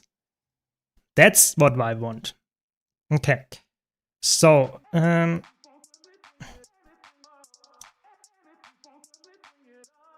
so there we go. That's good. That's good. I also have to change my settings, otherwise my PC is gonna burn. There we go. And Scrapper is awesome in dungeons because you have super speed. I would have thought of that. Invest Gyro is really good. You can pre-stack. You have a lot of burst damage. You have CC. It's perfect. So which dungeon do we start? I guess I guess I have to go to Lion's Arch. So I can join the dungeon. Very good, very good. Yeah, there are a lot of options nowadays. Scrapper, yes. I mean, I'm not playing the crazy tryhard Scrapper with bomb kit and stuff. So I'm just playing casually and just like wanting to have some boons up. You know, I'm not like tryharding crazily, but you could play like insane burst, like speedrunning dungeons with Scrapper and stuff like that, using your tool like this one with super speed to go very fast. We will see if everybody does that, and then we can run very fast in dungeons, as you can see now. But we have to see. Okay, so dungeons. You can join dungeons somewhere. Where can you join dungeons? Isn't there like a portal now? I have not done dungeons in such a long time. There is a portal here, I think, to all the dungeons or something. Never mind, we don't need it. Very good. What's the Mount Radial mod? It's called, let me check. It's in the Blish Hut and in there Mounts and More. That's how it's called. Yeah. Yeah, you have to talk to the NPC. That's true, that's true. Okay, so which path do we do here? What's the fastest? I guess path 1 is probably the fastest here. Probably. Yeah. It's been a long time since we did this, but okay. We can we stealth through this? I guess we can. No, not. We have to kill this thing. It's been such a long time. Like, I have to be honest, such a long time. Some super speed. I mean, I guess we also have to wait for the NPCs here. Never mind. We have to speed them up. There are some tricks. I don't know all the tricks, sadly. You know, you can like port the NPCs if you move a bit like further and stuff like that. There are some crazy tricks. I'm actually not really. I'm really not too much into the like dungeon speedrunning, sadly, because it's really unique. You have a lot of different things to do, and I have a video about it, how to do like how really good people do it and how much gold you can make. And I also have a Discord server linked in the video, so if you want to know how the speedrunning people do it, they always take some people here with them and teach them. So check that one out. But I'm not there. Yeah, I'm a bit rusty, more than a bit, I guess. Yeah, I don't want to open the mail here on stream because you never know what's in there. You know, it might be some toxic stuff. You never know, so don't open it. Just in case, Pupsy. You're correct. You're correct. What's the best tagging class? I want loot from all the mobs I see. I mean, every class can do that. You just need to have a good build for that. I have actually a video about that, top 5 tagging builds or something like that. So you can find it on YouTube. Yeah. Yeah. Warme Worte. Okay, I will trust you. Nice. Very good. Glad you see that. Nice, a pearl. I like it. Thanks for the kind words. Thanks. Have a nice weekend as well, Pupsy. Really appreciate it. That's nice. You knew that it's kind words. That's what we like to hear.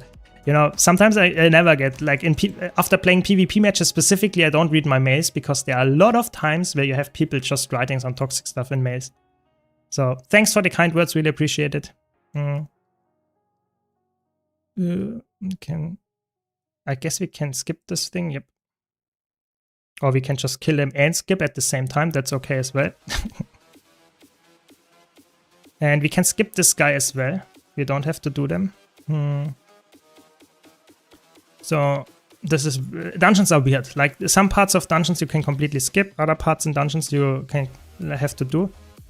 Oh, I thought I was not in combat. Okay. There we go. This is like, you can now collect the scepter stuff. Question is, I cannot remember where all the spawns of the things are. Like, it's been a long time since I did all of that. Yeah. What's the best salvage kit for rares? The best salvage kit is either the mystic one or the silver fat. Yeah. The silver fat is infinite and it's currently on a gemstone sale, I think. Let's check. That's really good to get. Let me check. I think it's still on sale. Yeah, it's still on sale. A really good one to get. It's infinite and gives you really long-term good value. But you can also, if you don't want to spend the gems yet, you can also get the mystic salvage kit. So the rare one. Any rare salvage kit is good salvaging rares. Really easy to remember. So we have to kill 5 burrows, I think.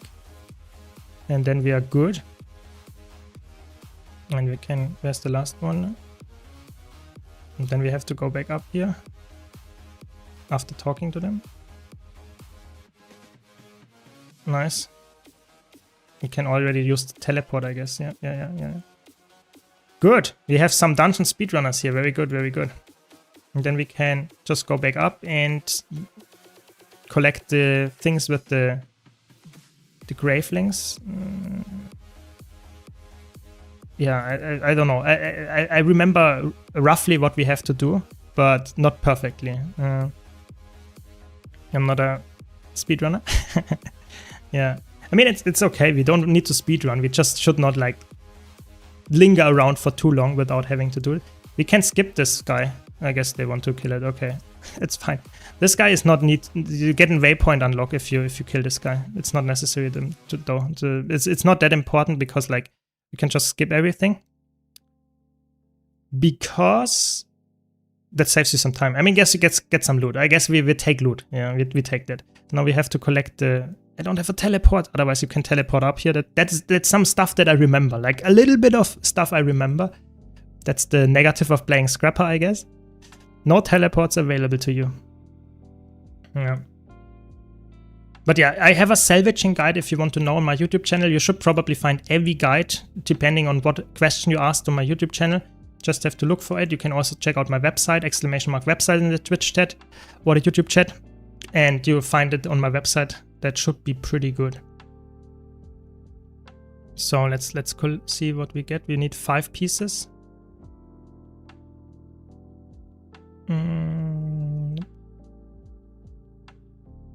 There's one. 3, very good. There's another one, and then there's one in the beginning, I think. There's the last one. there one more here? Oh, we got it. And then we need to talk to this and we get another waypoint, I'm pretty sure. And then we can like just go to the end boss. That's why I like this path. It's pretty fast. We have some harpy feathers here. Nope. Obviously, that's the only character where I'm not prepared for dungeons. But it's okay.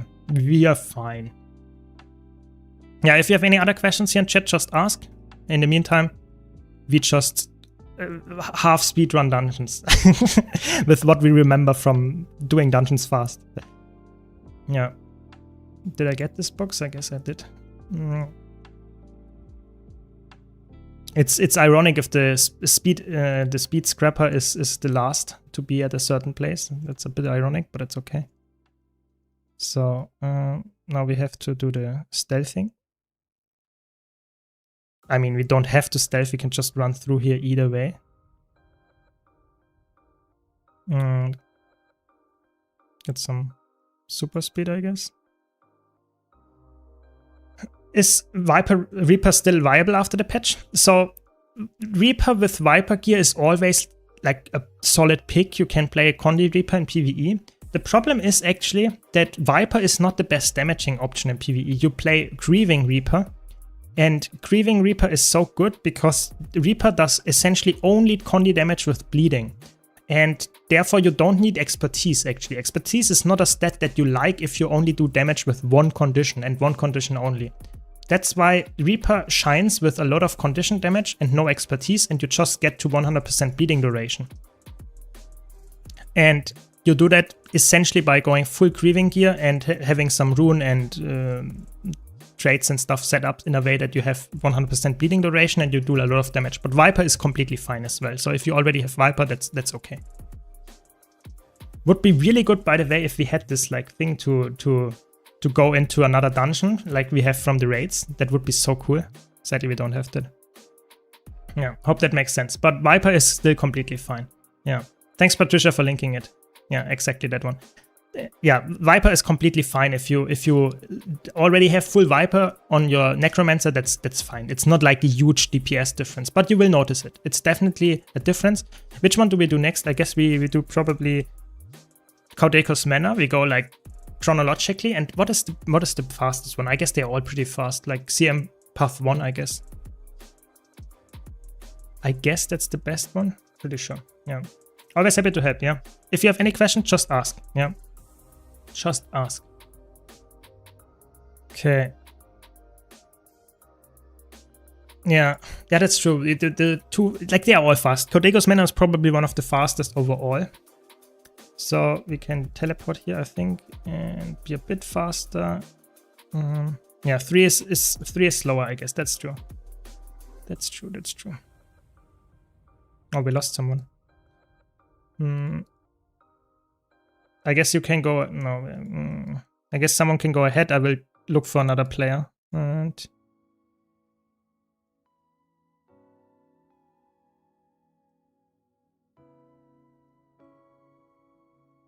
okay.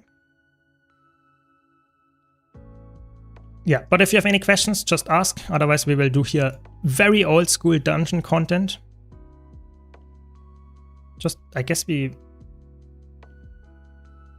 just have to leave and go through the manor here. Welcome, everybody, welcome. It's been such a long time since I did this. It's crazy.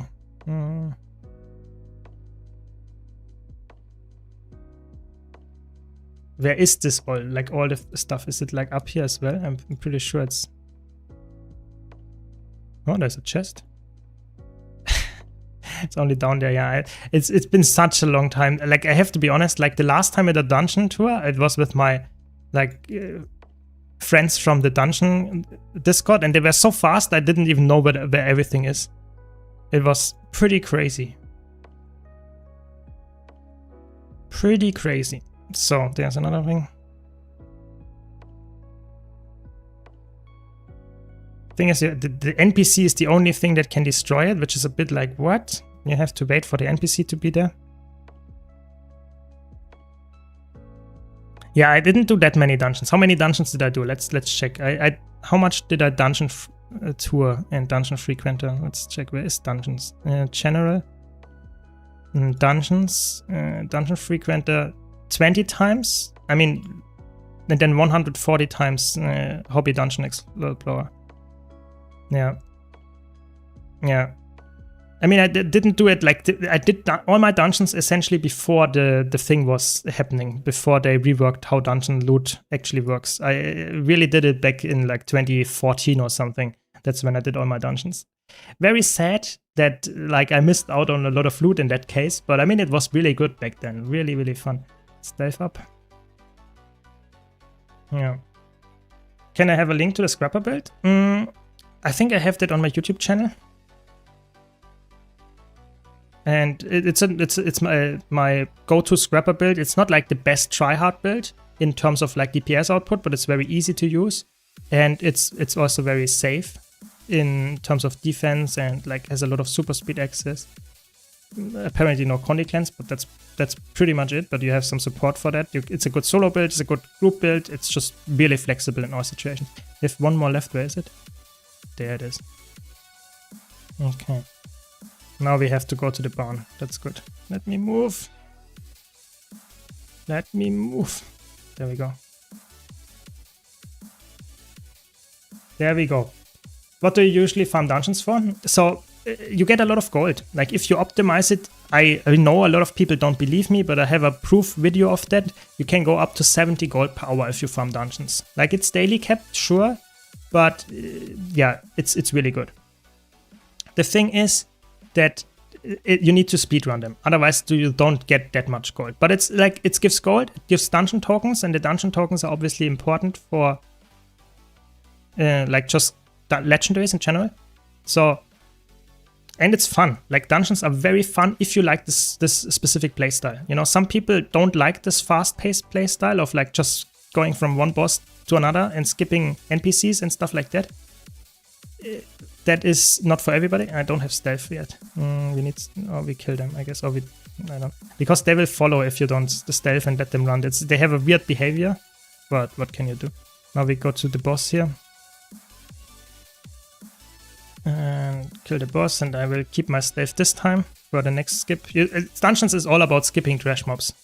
That's dungeons in a nutshell.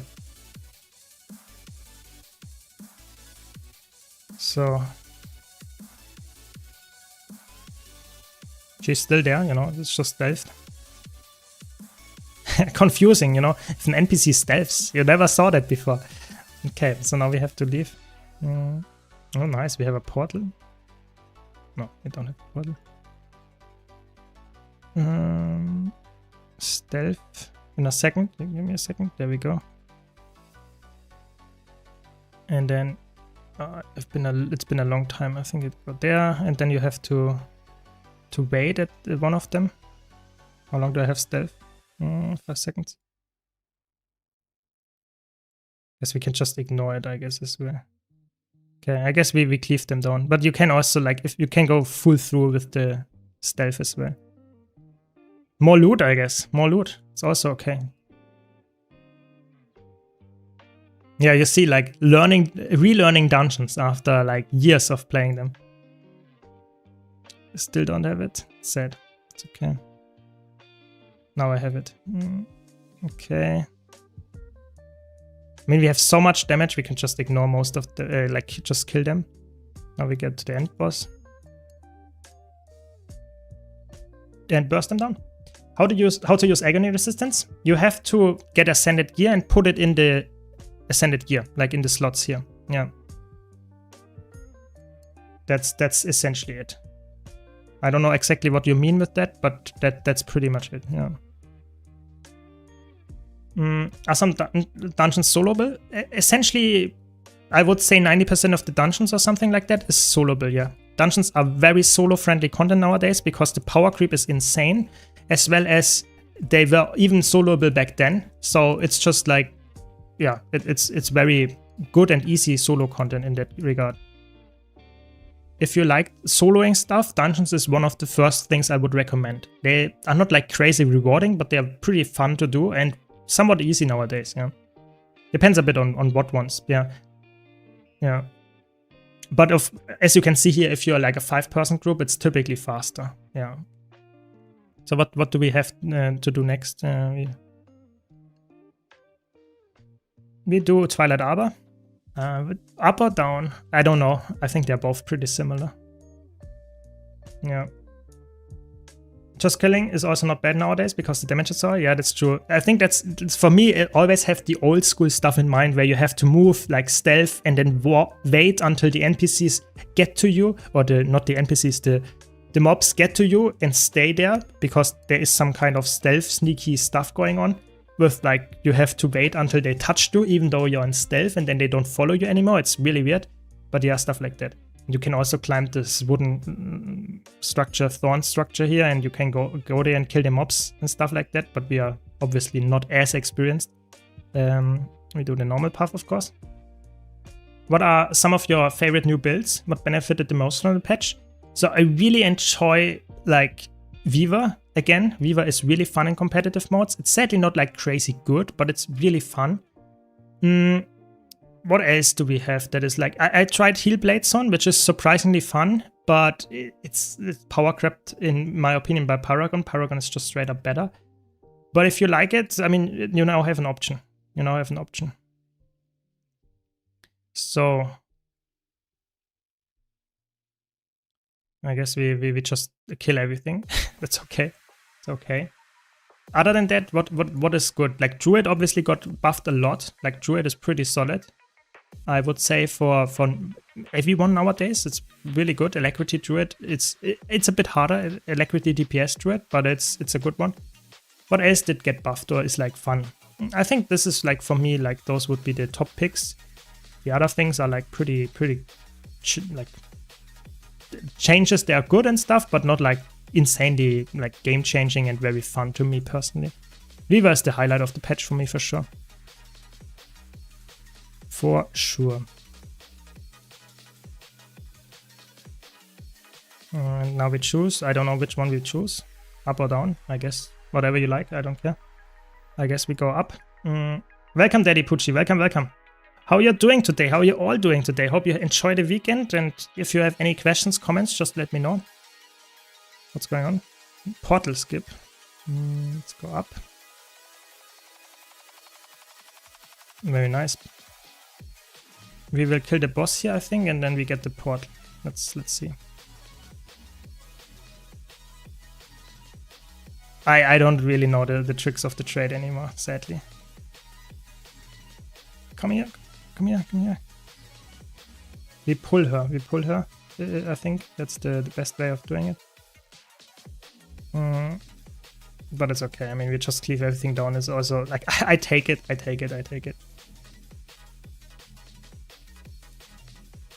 Okay, there we go. Now we can just go there. Like I'm just like you can see where I want to go. It's like the old school stuff, you know, like where I used to go with like groups that obviously we did not have that much damage and utility back then. So stealth again.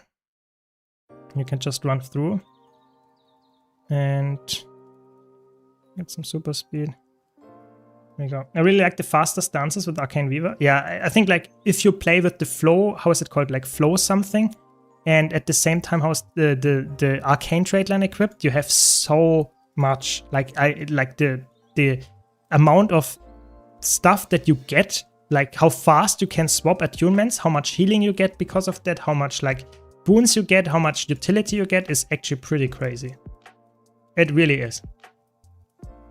Yeah, Weaver definitely, the buffs were pretty noticeable.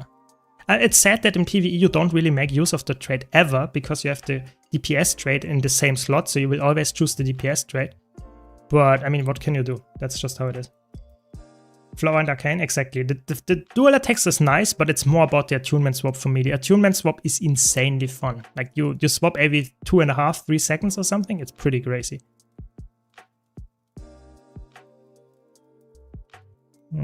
Burst, fully burst everything. Let's fire everything, and then I think we're already at the end boss. Pretty sure after that.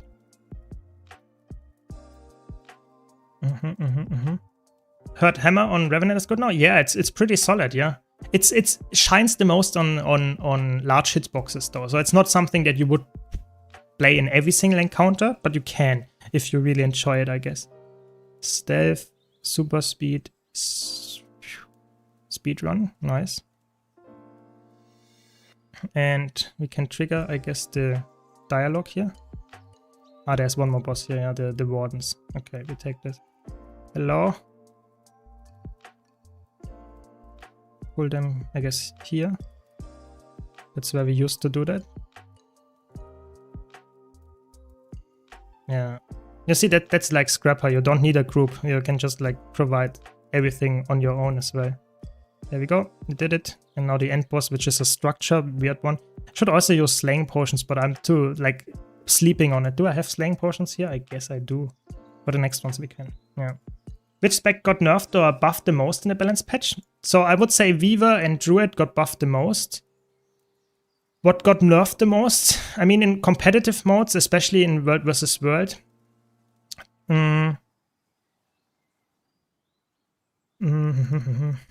Not sure. Like, I would say Harbinger got like giga nerfed. Harbinger's really nerfed in World vs. World. Deadeye got nerfed. Untamed got nerfed. Catalyst and Evoker got nerfed. So there are some competitive mode nerfs for sure, but it's mostly PvE buffs and like in World vs. World some nerfs. That's the summary. And if you want to have like a more detailed view of the patch notes, you can check out the description or go to my YouTube channel. You will find it there, of course. Hydrated, good point. I almost forgot.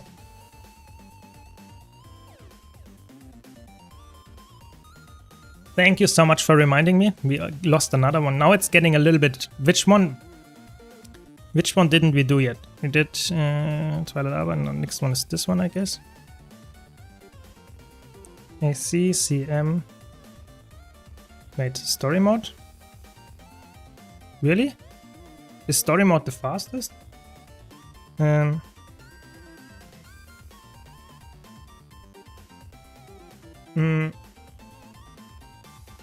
It's also interesting to see how different dungeons were coded. If you are in stealth, you still auto-tech certain mobs, which will just follow you around like a herd of pets until you dip out of stealth. Yeah, that is the interesting part. Is that is not the only thing that is like weird, and it is not the case in Fractals, for example. There's also that's why. Okay. There's also something that is like really weird, that like if this is the enemy that is like following you and you are stealthing, then there are certain spots on the map, if you let them move there and you stop at this spot, they stop moving. Like, what is this coding? It's like, what? It's crazy. Yeah. Really weird. Yeah. So the balance patch was not that huge. I would say the balance patch was huge for the specific class enjoyers. Like if you enjoy Weaver, if you enjoy Druid, if you enjoy Renegade, those like specs got like crazy big buffs and changes. But if you enjoy like a certain like spec that was not buffed that much, then yeah, it's not like it's Inquest here, by the way. Inquest. And you can actually get through this thing by like walking constantly against it, I think. Like there is some like crazy tricks with this, but I mean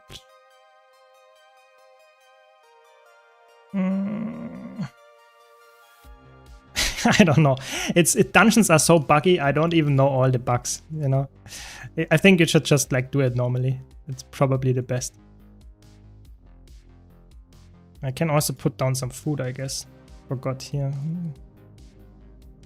For all the power enjoyers.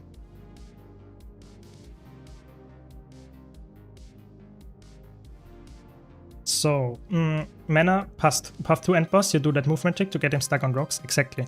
It's so weird. It's so weird. Like that you have those like tricks that are essentially just like bugs. Not abusing it, it's just like making it like, so to say, like that's just in the game since the beginning of time. So that's a little bit faster to do it exactly that way. Weird. Absolutely weird. Yeah. That is one of my most played paths, I think, because it's really fast. It's really, really fast. Can remember doing that a lot together with Citadel of Flame path 1 that we will do somewhat soon as well. Yeah. Can remember that for sure. Dungeons are like the thing in the cellar when it comes to old Guild Wars 2 code. It's probably in multiple levels below the cellar. It's actually so outdated and so old. It's still fun, and that's the crazy part. It is still very fun. Yeah. So if you stealth here, those things don't trigger. And you can just run through. Nice. That was... The golem outplayed me. In stealth, they grabbed me. That's crazy. You can reflect a lot of stuff here. That's why. Good job, Bendios. Very good. Knows all the mechanics. That's how we like it. And now the end boss. You can pull her above here, but I think we are nowadays way too fast for that. We just ignore it and go down. She does a lot of damage if we stack, I guess. So just try to like kill her fast. Yeah, and you also don't have to deal with the other NPC here, but and mob here, but we don't care. We just kill her. That's like classic dungeon experience nowadays. I don't know the mechanics of this fight. We just kill it. Look at the damage. That's what I meant. A lot of damage here. Nice. Very good. I'm a returning player. Didn't come back to dungeons yet. Maybe I should try. I mean, there's currently the dungeon rush going on. That's why we're doing it, because it's pretty fun. And you get a decent amount of rewards. So if you ever want to go get some legendaries, Generation 1 and stuff, it's actually pretty good. And it's also fun. So this week until Wednesday, so we have like 4 more days until it goes away, where you don't get the extra reward. But it's still good. Like dungeons were even without the extra reward, even then dungeons are rewarding. And now it's even more rewarding. Yeah. Never played Guild Wars. Is it still worth trying out? Or wait for 3? I mean, 3 will come out in 2027 in beta, so it will take a while until it's fully out. 2028 probably earliest in the beginning, so you have to wait quite a long time. So I would personally say, in the meantime, play Guild Wars 2. You can try it for free, and if you enjoy it, purchase an expansion and go from there. I think it's really worth to play. It's more players than like in the last 10 years, I think. It's really, really active right now, has a lot of cool things.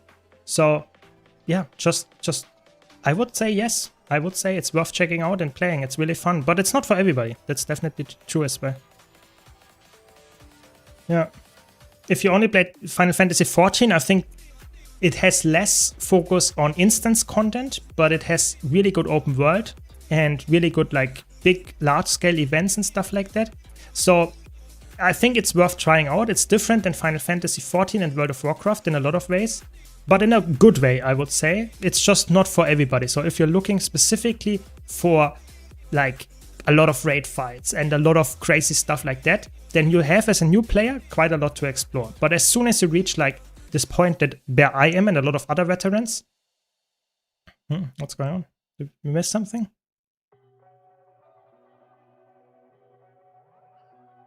Yeah, then you will notice that the amount of content they put out is not like insane for you, but I think that's fine. If you're a new player, you have years of content before you reach that point, so I think it's good.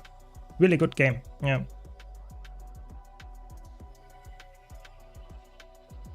Yeah, that's crazy. That's actually a good skip. What's going on? Did we bug it? Or what's going on? What is going on? Did we miss something?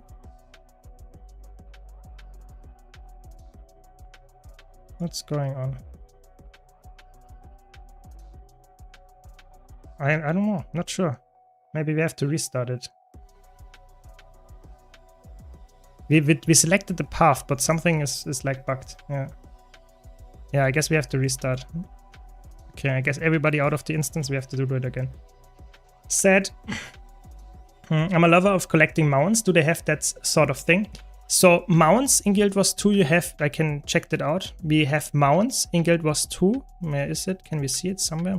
We have like essentially 4, 7, 9 mounts. We have 9 different mounts and they are very different. Like one of them is like essentially you can fly. Another one is like, for example, like a, I don't know, like a roller beetle that you drive very fast. Yeah, stuff like that. So they are very different, but they are not collectibles in the sense it's just something that you unlock once and then you did it. But you get a lot of, you can get a lot of skins. Yeah. So it's like Guild Wars 2 is focused around like having really good mounts, but not a great amount of them. It's not like in World of Warcraft or Final Fantasy, where you have essentially like thousands of different mounts, but they all function exactly the same. In Guild Wars 2, like, they are so different, they are very different, and you will unlock them after a while of playing and stuff like that. If you did all of that, then you can collect mount skins, but that's pretty much. So Guild Wars is a bit different there. Yeah.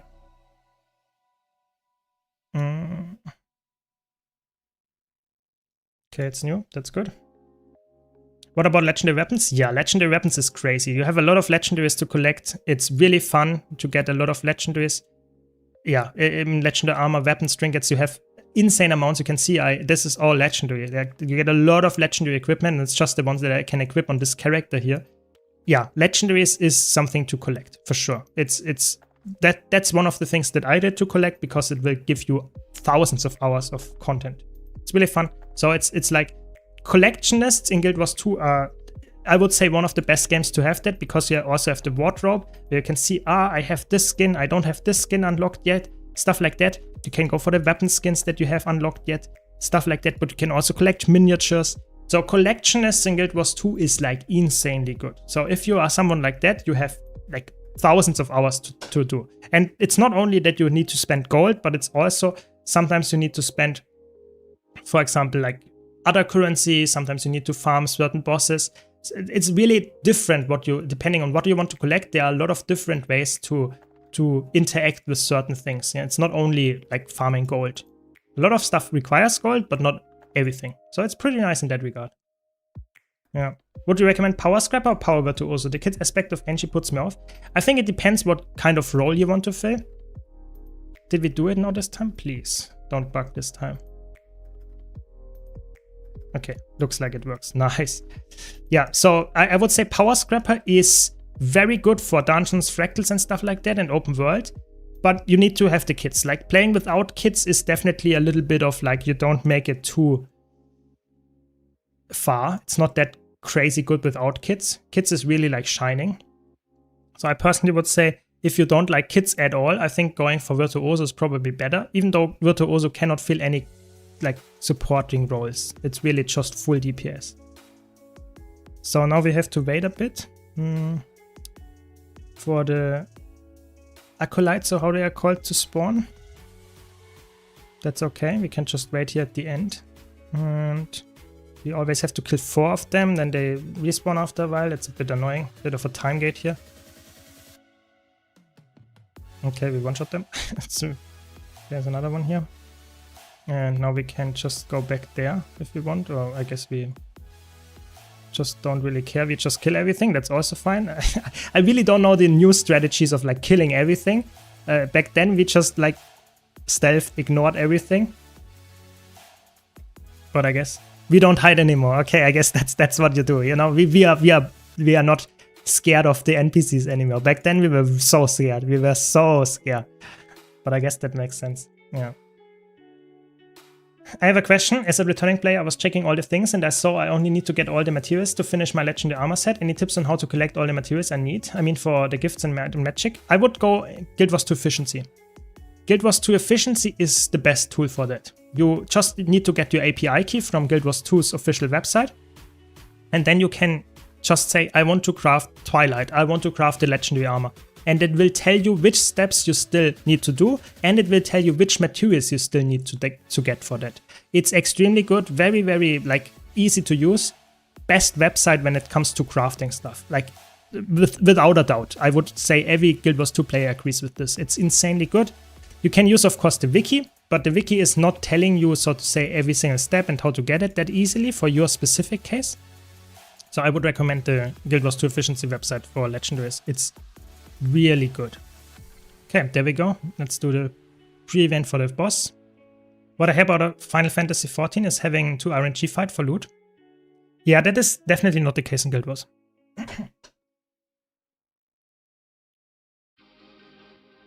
Guild Wars, you have RNG for sure. And RNG is definitely something that can be annoying. You know, you want to get a certain infusion or something and you will never get it. You have to purchase from a trading post. But in terms of gear and like, you never contest other players. It's just yourself. Yeah. Just yourself. Okay. Yeah, the not AFK part is definitely better, I agree. Definitely better. Okay, so orb, then portal.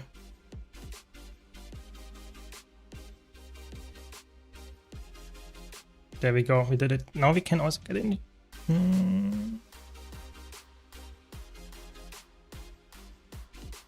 Yes, I sneaked in. There is some trick to get in there. One per bubble. Yes, get in, get in.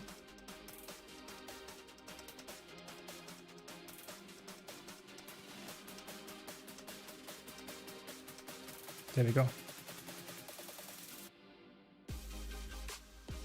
Very old school. We never saw that mechanic of like having one player in one spot and then we have to deal with it and someone... That's pretty interesting. There are so many mechanics in dungeons that had never occurred again in the game. For whatever reason. But interesting, yeah. Yeah, I felt that you wanted to tell me to hydrate. Thanks for telling me. That's good, that's good. Always happy to hear that. Nice, we got the boss. And... Two more dungeons? I'm not sure. 2 or 3 more dungeons. We're getting to the harder ones now. Let's see if we can get the puzzle solved in Crucible of Eternity. It's pretty fun. Okay, what do we have left? We have 3 more. We have Honor of the Waves as well. That one is pretty fast as well. Yeah. I guess path 1 is probably the best again. Yeah. If I start from the beginning, will I struggle to find people for bosses? No. Guild Wars 2 is a horizontal progression game, so that means that level 80 is still the maximum level, which is the maximum level when the game released as well. So it's very easy to find players to do stuff with. Like, even dungeons that we are doing. Yeah, we can also do 1 DRMs if you want. Yeah. We can also do 1 Dragon Response mission, of course. Now it's the Golem, isn't it? Not the Golem. How is it called? The other guy here. Troll. That's it. We need to kill the troll here, I guess.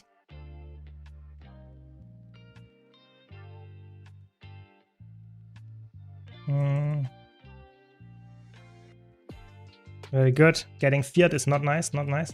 This community is insane. You ask for help, you will probably get people to help. Yeah, I think that's really nice of Guild Wars 2's community. So if you are a new player and you do content that is a bit like outdated, people don't do it that often, just ask in a live map for help and people will come and help. You can of course ask in my Discord channel. If I'm online, I will help you as well and stuff like that. The community is very friendly. Like 99% of the players is really helpful and helps you with like craziest stuff. Of course, there are some bad apples, especially if you go into competitive modes, but I would say just ask and you will probably get help, for sure. Yeah. The only bosses you stumble upon are world bosses. There are usually several players there. I agree. Yeah, there might be some bosses in like really weird instances. Like, for example, I know, how is it called? Like this, how is it called? This instance, like the Lion's Arch instance, the destroyed Lion's Arch instance with like Scarlet. This one no one does. That is a bit annoying. I need some achievements for that, and I like just can't find a group. Even though I'm a content creator, you need 50 players for that, and, or you should have 50. You just don't get them. That's a bit annoying, but a lot of the stuff is actually like completely alive, like completely fine. So don't worry about starting the game now. It's actually, like I said, more alive than before. Like it has so much new players and returning players. It's one of the best times to jump back into the game.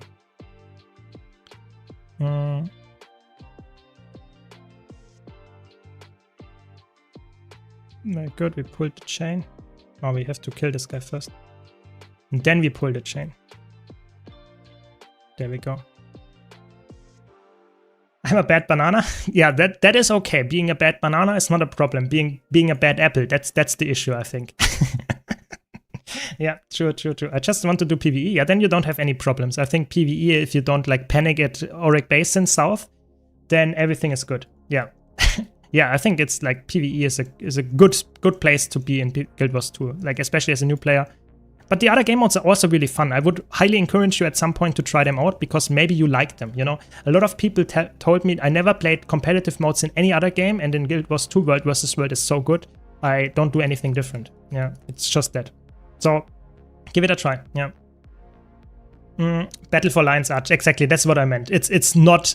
This is the only instance I think where no one actually plays anymore. Sadly, that's just how it is. Nice. Crucible of Eternity. Now we're getting to this is probably the most annoying dungeon to do. It's a really unique one and very fun one, but it's also pretty time gated and like it has weird puzzles in it. Yeah. Let's run. Run. Some super speed, I guess. This was a lot of damage. And then we have to wait to the NPC to catch up here. And then then we select how to get out. That's a weird dungeon. This is a dungeon where you don't want to get in, you want to get out. It's pretty fun actually. Pretty fun, but it's a lot of time gates in there, which is also a bit annoying. What have you done to Misa? Yeah, World vs. World is a good game mode. I'm sorry, chat, but if you like it, yeah. Yeah. Come on. Move. There we go. No. Super speed. Cannot get it. There we go. Yeah, this is insane. Like with super speed, look at how this. I can't get it. Yeah, it doesn't give them super speed. Sad. It's fine. Okay. SPVP in Guild Wars 2 is so fun for me. I do ranked and it can be both very strategic and similar to a pub brawl sometimes. Yeah, I think SPVP is really good. It's one of the most fun PvPs that I know in any game. So if you like that kind of playstyle, it's really fun. But it's not for everybody, and the population is pretty low in Guild Wars 2, so it's not something, yeah, that everybody likes. Okay, I guess we'll do path 3. Yeah. Yeah, Bavanissos is also pretty dead, but that's for a reason. It's a really bad map in my opinion. It's one of the worst maps they've done in a long time. It's pretty boring, really bad event design. And it's not, it's actually also pretty rewarding, like somewhat decently rewarding, but it's just not as fun, you know, no one does it. Yeah, so that can be a bit like tough to get there, get them some events going there, but I think it's really the exception. Like 99% of the maps are still fully alive because there are always people that do it. So I would always say that if you're a new player, don't be scared of having to start where other players never like touch it anymore. That's not true. It's really like a lot of stuff in Guild Wars 2 is fully alive, even if it's like 10 years old. You can see that we are doing dungeons right now. It's the core game. It's like 13 years old or something. Yeah. Don't portal the laser puzzle, make the people jump for content. I mean, we can do that. Like, I think the jumping, you will see me fail as well. I'm really bad at jumping puzzles, so you will see me fail here over the laser. And I'm not playing a portal thing, so yeah, will be scary for me, very scary. Give them randomly super speed in the middle of the jump. That's also like... yeah, see? First laser fail. Instant fail. And then you have to wait at some point.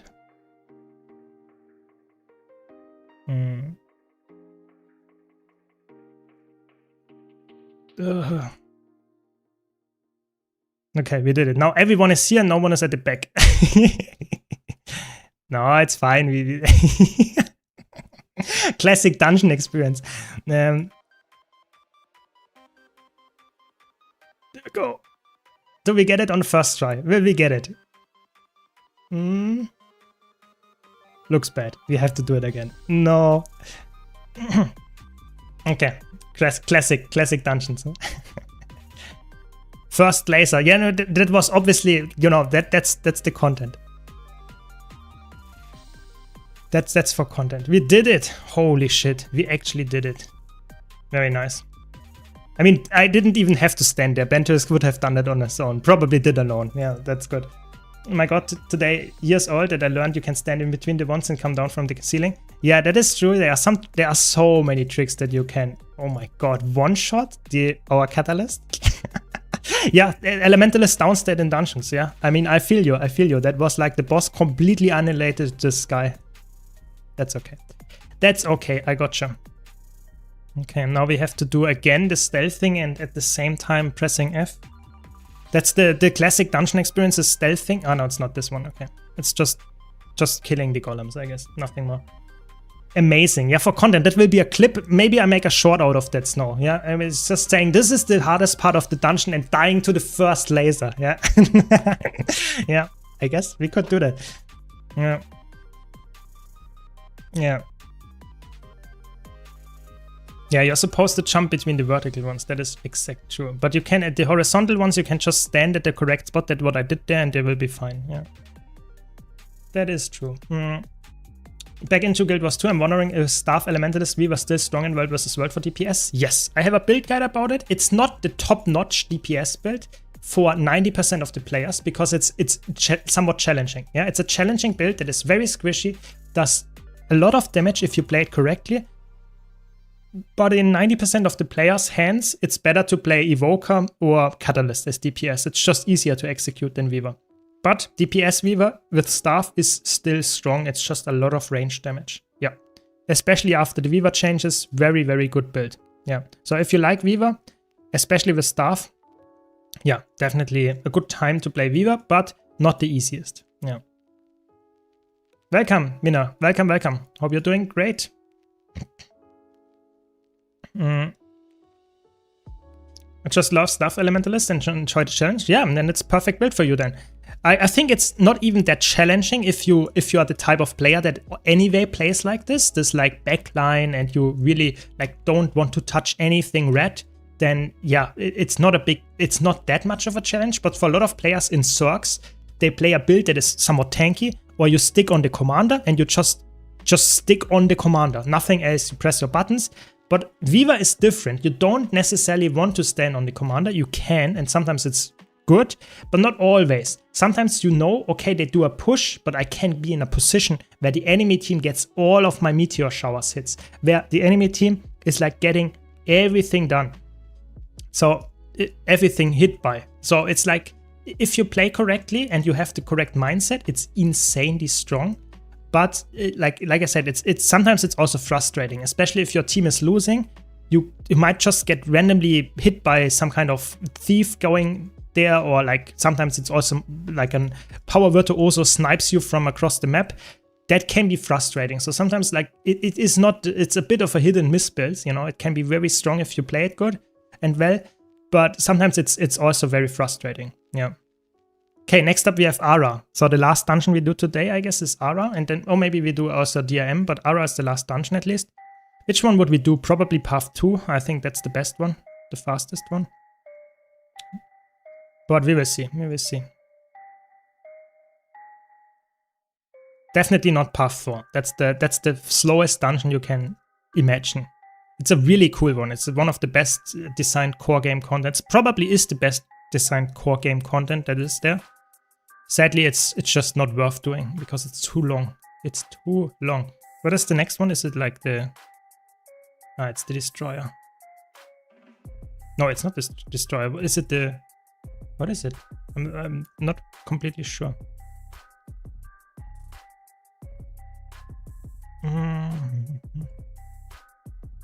Definitely my Blaster in Zergs, and thanks for the link.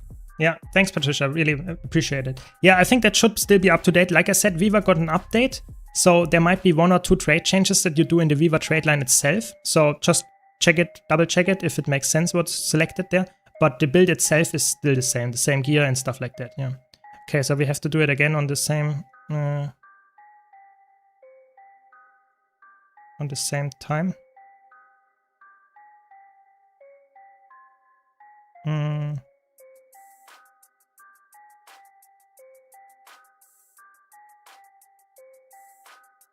Go, go, go. Okay, I guess go, go, go. I think that should be fine. No, it's not fine. It's not fine. Is it fine? No, it was fine. It was just taking some time to charge. Okay. Yeah, like I said, it's been a long time since I did dungeons. Sadly, I really enjoy dungeons, but it's really like, you know, content creators, you have to to think about what you do. You know, you cannot do every piece of content every day and make content at the same time. It takes a while.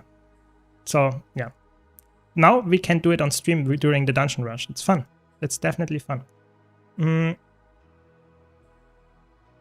So like I said, I think we will do DRMs as well. DRMs, Dragon Response missions, is very underrated. Way more modern than dungeons, but they also counted it as dungeons in the dungeon rush event for whatever wild reason. I guess they didn't know where to go anywhere else. It is very fast and actually surprisingly rewarding as well. So if you enjoy like having some more group content, some escort based stuff, it's pretty good. Yeah, there we go. And you have to have fun too. Exactly, that is true. Yeah, and it's important. You know, if I don't feel like playing World vs. World this week, I don't play it. You know, I always like to have fun while doing the creating content and stuff. So that's true. Yeah, definitely. Fun is very important. We are after all are all playing games, or this game specifically. So you have to have fun. You know, games are for fun for sure. Yeah. Yeah, the instances in DRMs is really bad, that is true, but if the instancing would be fixed, I think the DRMs would actually be good content. I know people hate DRMs, but I personally think DRMs are very solid. You have decent rewards, they are pretty fast-paced, they are scalable, you can easily solo them. Okay, we do path 3, that's okay as well. This is like very underrated content in my opinion. It's really just the instancing that is like a bit of an issue, yeah. Okay, we have to go right here, my friends. There we go. I fetched many of your YouTube videos. Most of the builds you release still just as viable? Yes. So in general, you can say that all of the builds that I have on my YouTube channel are still viable. So most of them, no, not most of them, but a lot of them will have some damage adjustments. Some of them will higher damage. Most of them will have lower damage because there was a big new patch where every DPS was nerfed, but I would say the general build is still completely fine. So all of the builds are completely fine. If there is a major change in gear or in stuff like that, I either did an updated build or I pinned it in the comment down below. So this is always something that I do. I'm always announcing it here, but I will get to that at some point. I will update my website. So on my website are currently only up-to-date builds, but I will also make it so that the builds that are on the website, that they will be somewhat like tagged and you know, okay, this build is like having a little bit lower DPS, this build uses a different gear set, stuff like that. But I will I'm working on that, yeah. So in general, all the builds on my YouTube channel, to answer your question, are mostly up to date. And if it's not up to date, I pinned it in the comment or I made a new video about it. That's the gist of it, yeah. Yeah, I mean, DRMs are not, the problem is DRMs can be fast, some of them at least, if you play it decently, like, well, if you, oh my god, it just one-shot them. Yeah, that's the hardest dungeon, you know, that is definitely the hardest dungeon here. You have level 80 bosses, you have one-shotting attacks here with this guy, for example, but it's still pretty fast, like, I don't even see where the attack is coming, but there is, like, this guy has a one-shot attack. Stuff like that. So, and DRMs are pretty fast if you know their attacks. You see, that was the one-shot. There we go. Now we have to run again. That's, you know, Ara is really about running, like a lot of running. Yeah, and the death bodies that explode are also pretty annoying, for sure, for sure. So now we run and run. I think there will be a waypoint coming up ahead, so... And then we have the biggest boss in Guild Wars 2's core game, Lupicus, Giganticus Lupicus, or Giganticus Lupi, I don't know, something like that. This boss is pretty... It was back then one of the toughest, if not the toughest boss to solo. So we will see if we do it as 5 persons very easy, 5 people very easily, but it should be not a big deal. It's pretty like power crap nowadays, but it's a really iconic boss. I really like to solo this one, for sure. Back in the old days, yeah, doing some Ara Path 2 solos back then. Okay, there we go. We have the Wraith Mage. Let's go there. What class uses a greatsword in a meaningful way, mostly PvP? I don't mean just hold a greatsword, but actually bring on people's heads. I would say Guardian is probably really good and Reaper. Those two like to use it. Typically Guardian is a bit better right now in PvP with the greatsword. But yeah, I mean, like greatsword can be used by almost all classes. So, do we have to press F here? Or did someone already? No, there we go. Now we get a waypoint. Now we are in combat, okay. Now we have to do the orbs. Is that with the orbs? No, the orbs at some point. Ooh, I don't have any skills equipped. That's always not a good sign. Dungeons are super fun, but it always felt underwhelming how final bosses are super easy compared to other mini-bosses. Yeah, I mean, the problem is dungeons are outdated, and even back then dungeons were not really that hard when they came out. So I think dungeons are like fun, but they needed some improvement, some iteration to make them better. And I think they just did never touch dungeons ever again. So yeah, that's the main thing that is like the saddest part about dungeons, I would say. Okay, so does someone know how to do that? We can.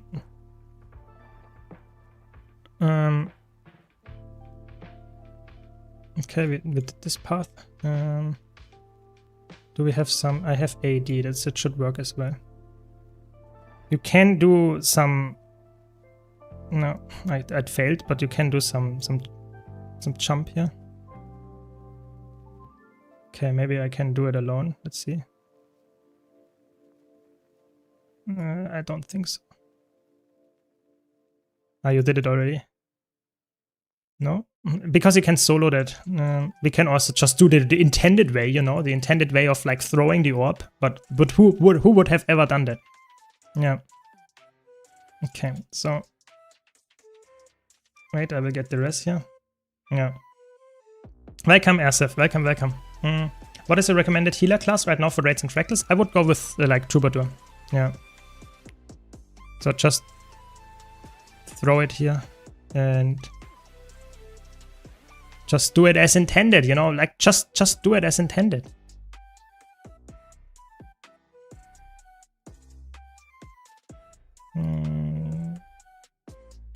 What?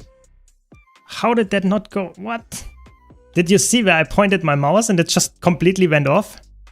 Or did someone get it? Like, what? That was so weird. It flew in a completely different direction.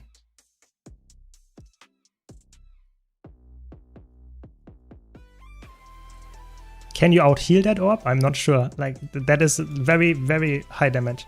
I will just stand still while throwing because I don't trust this orb. Like, it flies wherever it wants to go.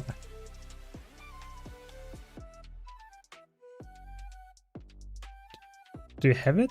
Someone has to have it. There we go. We did it, finally. It just took like a couple of tries. It was harder than the laser puzzle. Yeah. Yeah. Yeah, they managed it with fractals, that is true, and that's the thing.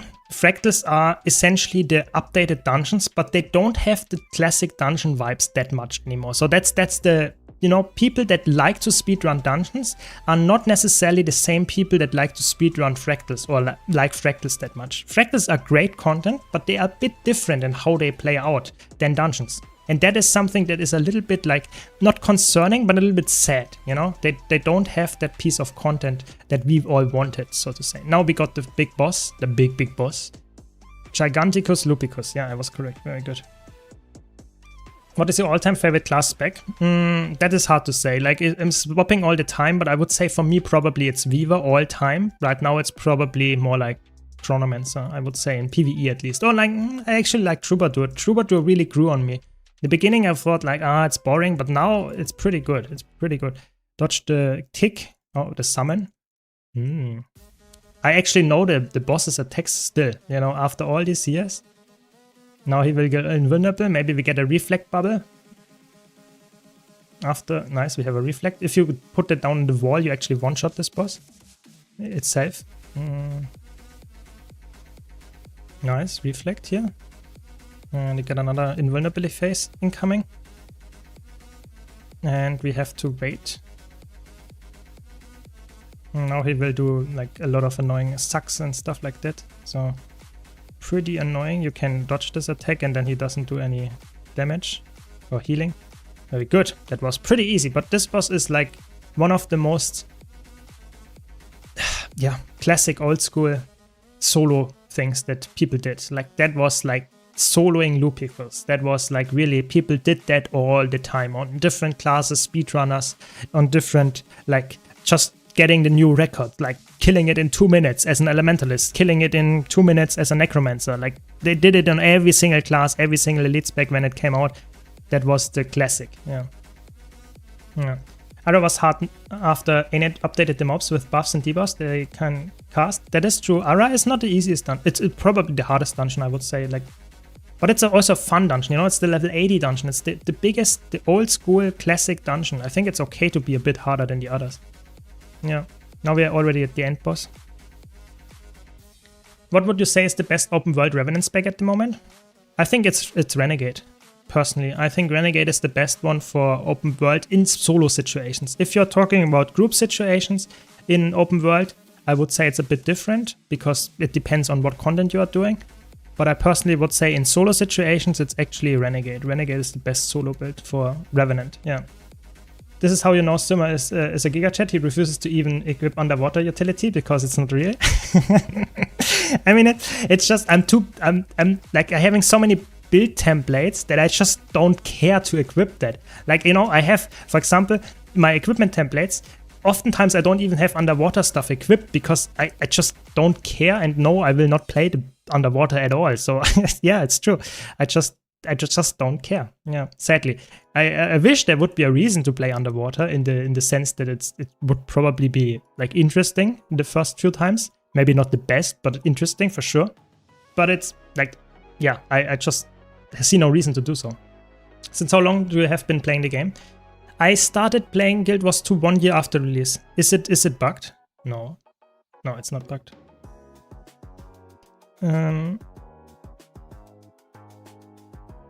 Please don't tell me it's bugged. That would be annoying.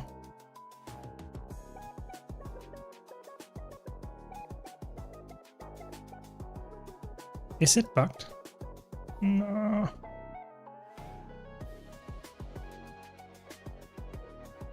No. That's actually really sad.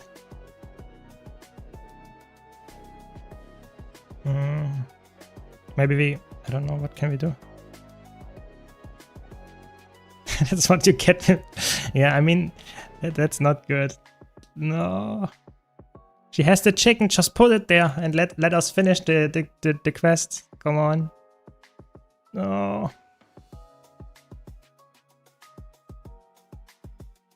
Yeah, that's I guess that's a reset. No.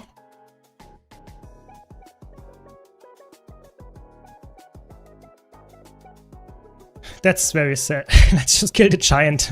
I don't know. I guess we do that. Yeah, I guess we have to reset.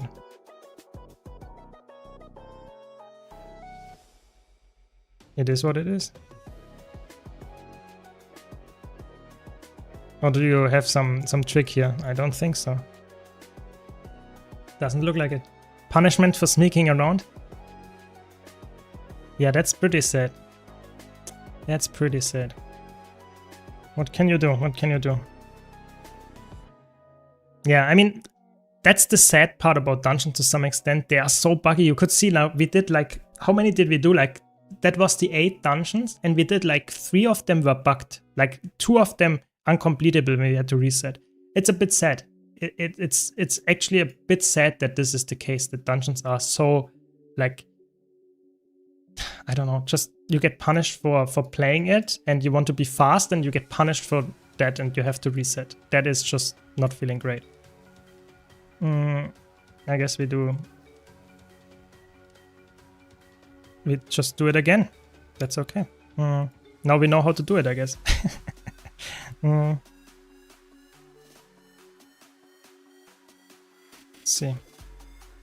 Let's see.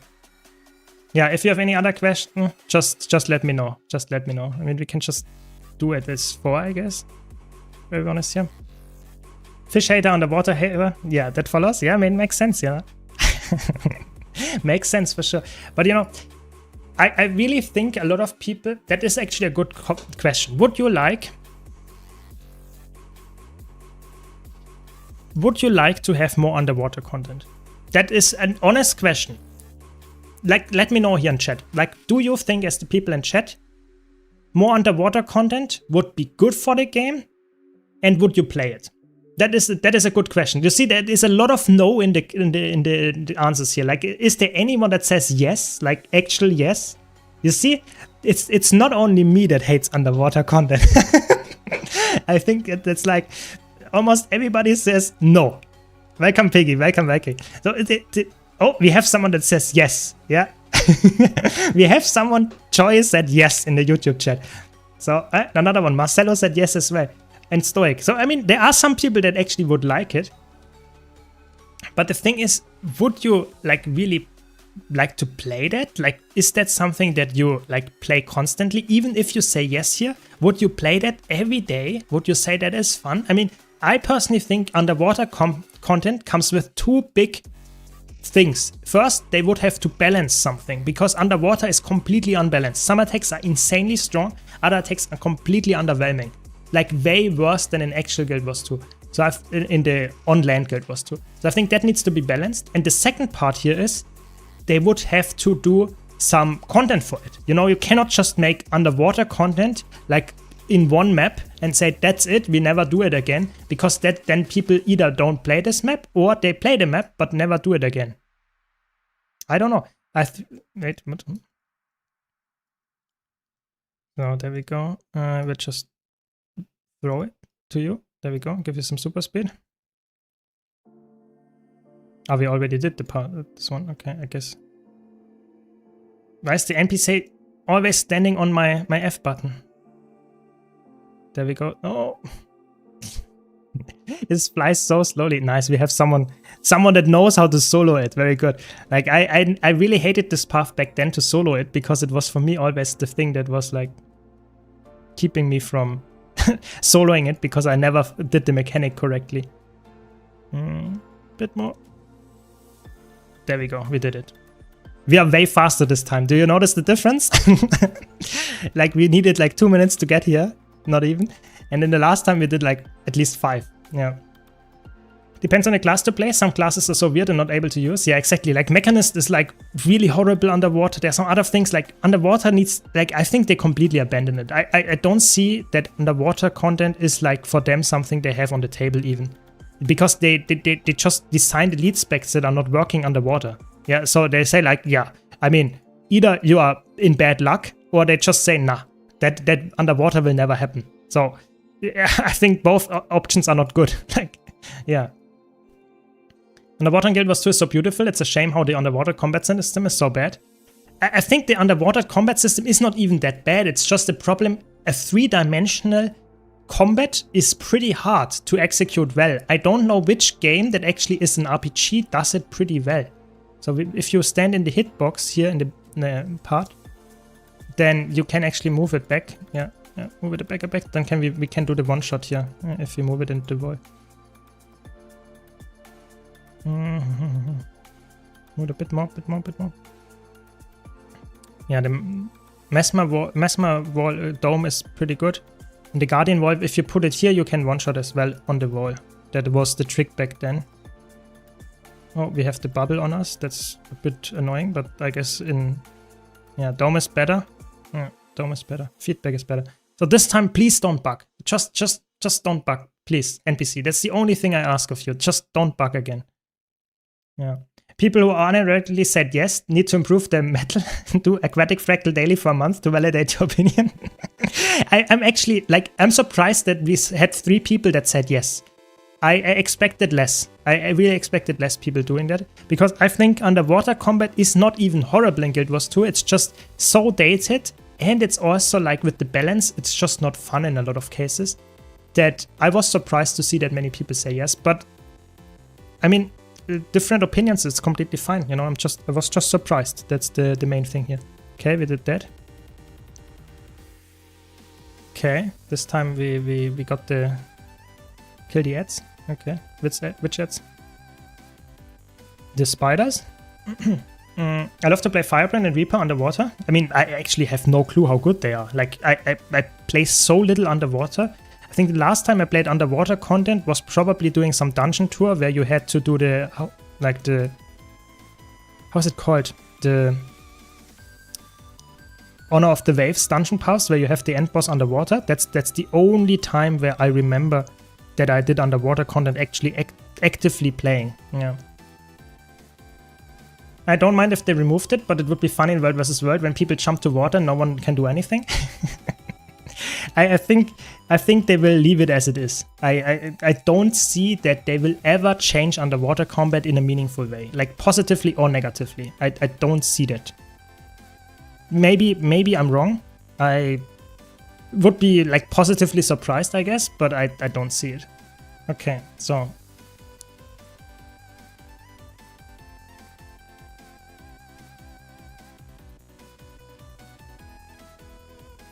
Let's do the ritual.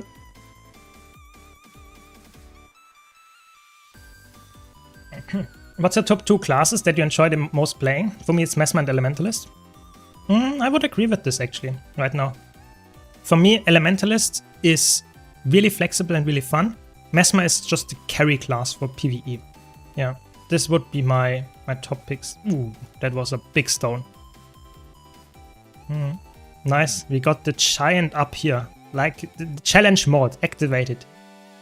It's actually pretty funny. Like, we have the giant up here. Like, dungeons are so weird. Like, I never saw that ever happen. Like, how did they get up here?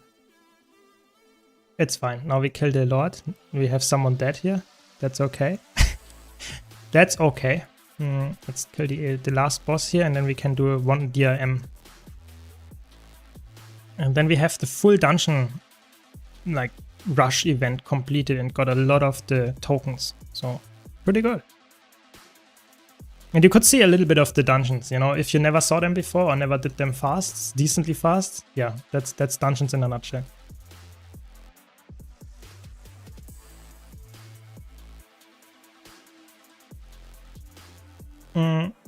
The last balance patch before Guild Wars 3 releases would be should be an exclusive underwater balance patch as final send-off. It would be fun. It would definitely be fun. I think, to be honest, I don't see them ever touching underwater content. Like, not even like small changes. I don't see that ever. Like, they just leave it as it is. That's it. I think they don't want to interact with it at all. Weirdly enough. Yeah, I can bring throw mine. Yeah. Yeah. Can you explain the last phase at this dungeon? So in the last phase of this dungeon, you have this 3 red or blue circles where you have to, so to say, keep them blue so that they actually progress the ritual. And you have to have 2, ideally 3 of them blue so that the ritual progresses. That is only possible if there's no enemy in there while you are alone there in there, for example, or multiple players are in there and one enemy or something. It's like capping the node, so to say, in PvP.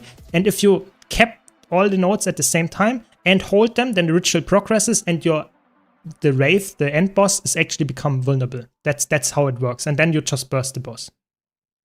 That's it. That's it. So let's get one more. Where do you put the DRMs? The good question. They completely forgot DRMs. Where do you put it? Like, probably, like, where is it? Iceboot Saga? Champions? Isn't that like here? I guess that came out. Which DRM do we even do? DRM. Like, I don't even know which one we do. It's fine. Just choose one. Choose any one. Yeah. Imagine you saying this while pointing a harpoon at me. Yeah, that's true. That's true. That's fair. The player base don't want to interact with either. Yeah, I agree. Yeah. Do they still have dailies? I don't think so. Do they have dailies? Let's check. Yeah, there is one actually. Complete any dragon with sponge mission. We can do Thunder, Blood Tide, or Metrica.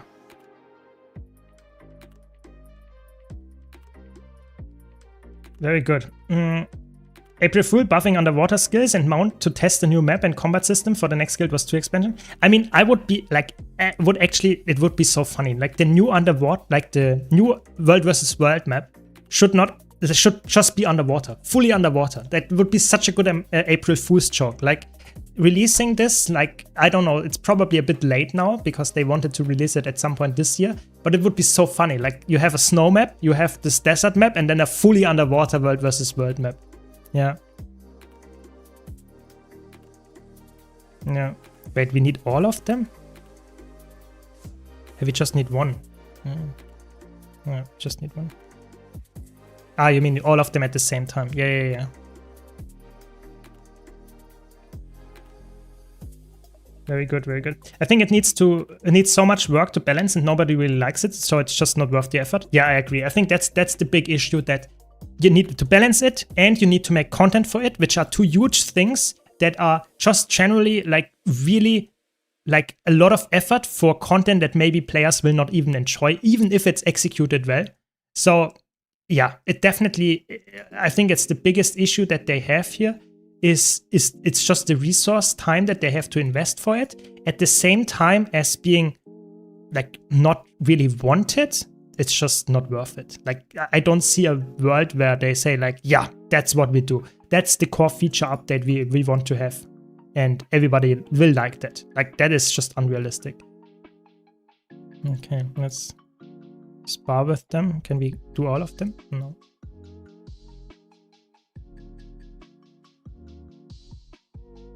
I also didn't do DRMs like in like 5 years or something. It's crazy. I have no clue how it actually works. You have to actually select some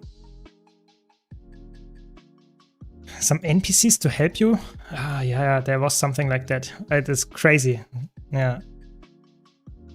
It's actually, I think it's very unique content. It's actually, if they would execute the instancing better, I think it's actually, it's surprisingly decent. I would say it's surprisingly decent. You have to heal. No, but what did we do? Sparring? We are almost done. Yeah. You have to kill some enemies and then we're good. Did ANET not say that they would do the Desert Borderland rework? No, I think they specifically said we will do a new map. So they will leave the Desert Borderland as it is. So currently we have EBG, we have Desert Borderland and 2 Alpine Borderlands. They announced there will be another Borderland coming that will not be the Alpine Borderlands, it will be not the Desert Borderlands, it will be a new one, completely from scratch, but at the same time it will also be a gray box, so it will be just like placeholder art, and then it will iteratively be increased and add more content on there. Players will give their feedback, they will change some stuff, they will put in another beta test out with a different look of the map, and then it will continue like that. So until it's done. So I'm pretty sure it's not a rework of the Deserts Borderland, but they specifically said it's a third map. So a 3-map bundle of Desert, Alpine, and whatever the other one will be. Yeah, so very interesting. We will have to see when that happens, but I'm excited for it. You know, I hope it's also attached with some kind of more active world versus world gameplay. Like they make some reworks to the rewards and stuff like that on top of that. Why not? Yeah, I would like that. Is there any way to get Arc DPS to look better? Preset or whatnot? So Arc DPS, you can lock it, you can change the looks, you can change what it shows. I have a full like 30-minute setup guide how to set up Arc DPS and how to make it look and customize it like you want it to be. So check that one out. !Arc in the chat. We also have a really nice setup tool by Patricia. So a nice like showcase flowchart how to set it up if you just want to set it up as a new player, which is, by the way, Arc DPS is this like DPS meter here, so that should help you. But in general, like I would highly recommend, if you play PvE and want to improve, it's definitely helping to have Arc DPS. It's not a must, of course, but I think it's helping because it actually is, yeah, essentially giving you feedback how good like your DPS are, how good your boon uptime is and stuff like that, which is really important to improve, because if you think you have perfect boons, if you think you have really good damage, that doesn't make it true. Yeah. Where are you? Where are you? Lost the group. There we go. Yeah. Maybe we can compromise. Our character is the waist deep underwater and play like normal. It would be interesting. Interesting approach, yeah. I like it. If you think about it, new skimmer masteries actually helped us manage underwater a lot, being able to mount in combat. Yeah, it's true. Underwater skimmer is definitely, yeah, definitely increasing the usability of underwater content, or how easy it is to get across stuff. But I think it didn't improve the basic issues that underwater has, that it's clunky and some classes cannot fight underwater very well, or some specs at least, yeah. So yeah, I mean, it still needs a lot of improvement for sure. Yeah. But that's just my opinion, you know. We had some people that love underwater content apparently and would like to see more, so maybe they enjoy the underwater content and would just like to have more of the same. That is fair as well. I'm just giving you my thoughts here. And I guess a lot of people would agree with me here that underwater needs a lot of work to actually be enjoyable. And I'm not sure if that's even worth it. Like imagine they would put an expansion out and say, this expansion is purely underwater, and because of that, we do a big rework. But because of this big rework of underwater challenge and stuff like that, we will not do more than 2 maps. We will give the whole expansion, instead of 4 maps, only 2 maps, and we do underwater rework. I think most people would hate this, because it would essentially give time to stuff that they don't even care about. I think people like would rather have new content that is like just new, but the same good content that we already have, like above water combat and really straightforward gameplay, fun new maps. Yeah, I think that's what more people would enjoy. And I think that's what we're getting. Like, my prediction for the next few years in Guild Wars 2 is, like, this year we will get no expansion anymore. We will just get the new map coming in September. Then we will get the Hall of Monuments started, and that will last until probably like Guild Wars 3 comes out, or at least the beta is, so to say, there. So in September, October, something like this next year. So we have 1 year of Hall of Monuments. And then Guild Wars 2 goes back into the normal Guild Wars 2 expansion cycle. So we will get new expansions, new maps for every expansion. We will get maybe new elite specs, who knows, but definitely some kind of combat feature, I would guess. And that will be going on for the next years to come. So it's just 1 year of an expansion break with Hall of Monuments and some core game reworks like the Sighton fight. Yeah, so that's my expectation here. So no underwater content. That's the short TLDR, I guess. I don't see any world where this is actually being done. But maybe I'm just like a pessimist there. Maybe they actually have something planned. Who knows? You never know. You never know. Okay. So, like, this is actually taking longer than I remember. Like, you have to kill a lot of mobs here. It's pretty... I'm not sure. Maybe that's one of the longer ones. I guess we had also the end boss after this, I'm pretty sure, like the big destroyer. Yeah, we will see. If we got a full underwater expansion, the only videos you do are breakdowns of NCSoft financial results and why the sales for Guild Wars 2 were 1/10 of what they were before.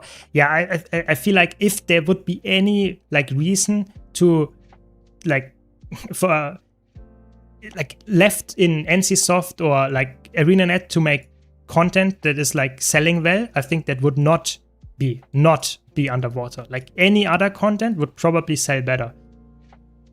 I mean, they already dropped the big one of like Hunter, you know, that was like End of Dragons was like a big selling point, a big spike. So I'm not sure what they would drop next. Maybe Henchman in the next expansion or something to get a big increase in sales. But that wouldn't work that well in Guild Wars 2, I think. And underwater is like the negative panic button. If you press that, you instantly kill Guild Wars 2, I think. If that's the only content you get with the next expansion would be underwater, like I think it will be really bad. Like horrible, actually. Yeah. Where are the spears? Where are the spears? For the CC. There.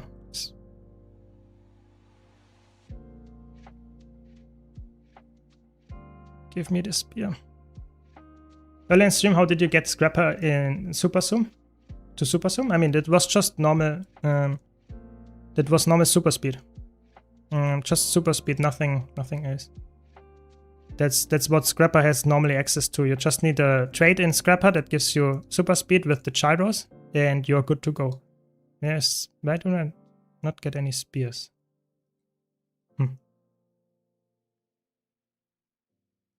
It can be a huge underwater map with cities under domes and turtles making... It could be underwater, that is true. It can be underwater if it's like underwater and you fight...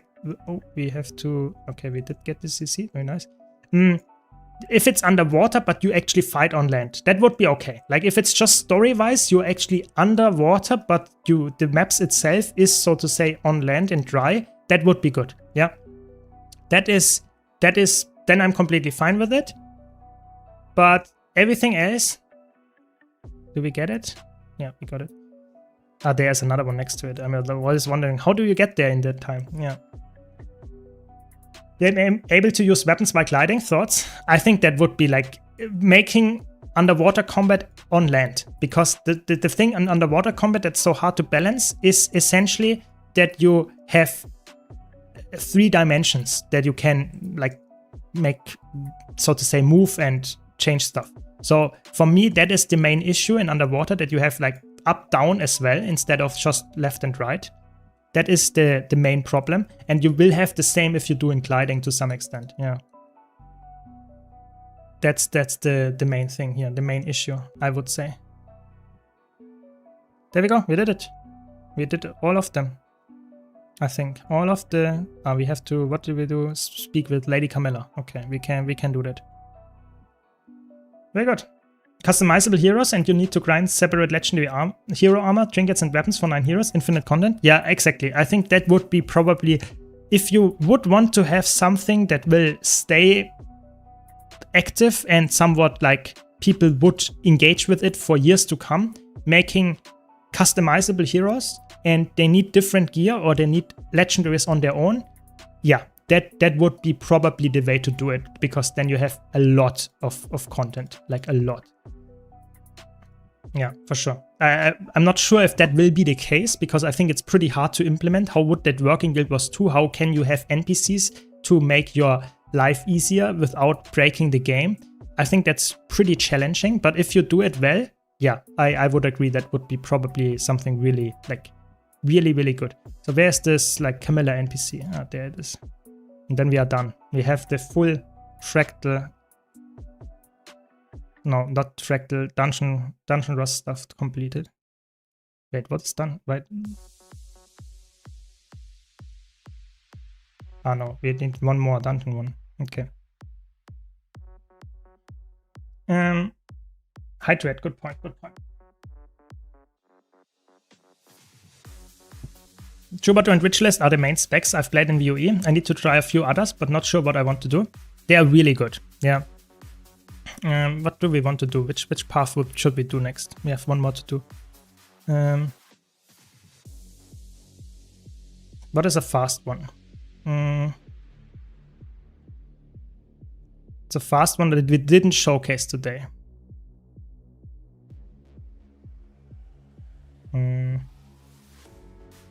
I don't know.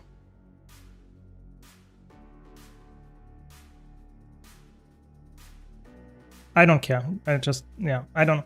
I think I want to showcase later some Luminary. I will showcase some Luminary, and maybe like Luminary heal is actually very underrated. Very good healer as well. Yeah. Check mail. It's 1 word. Don't check your mail on stream. Yeah, yeah. TA forward. Let's do that. Yeah. Yeah, I mean, that's why I don't do it, Snow. Actually, I'm not joking.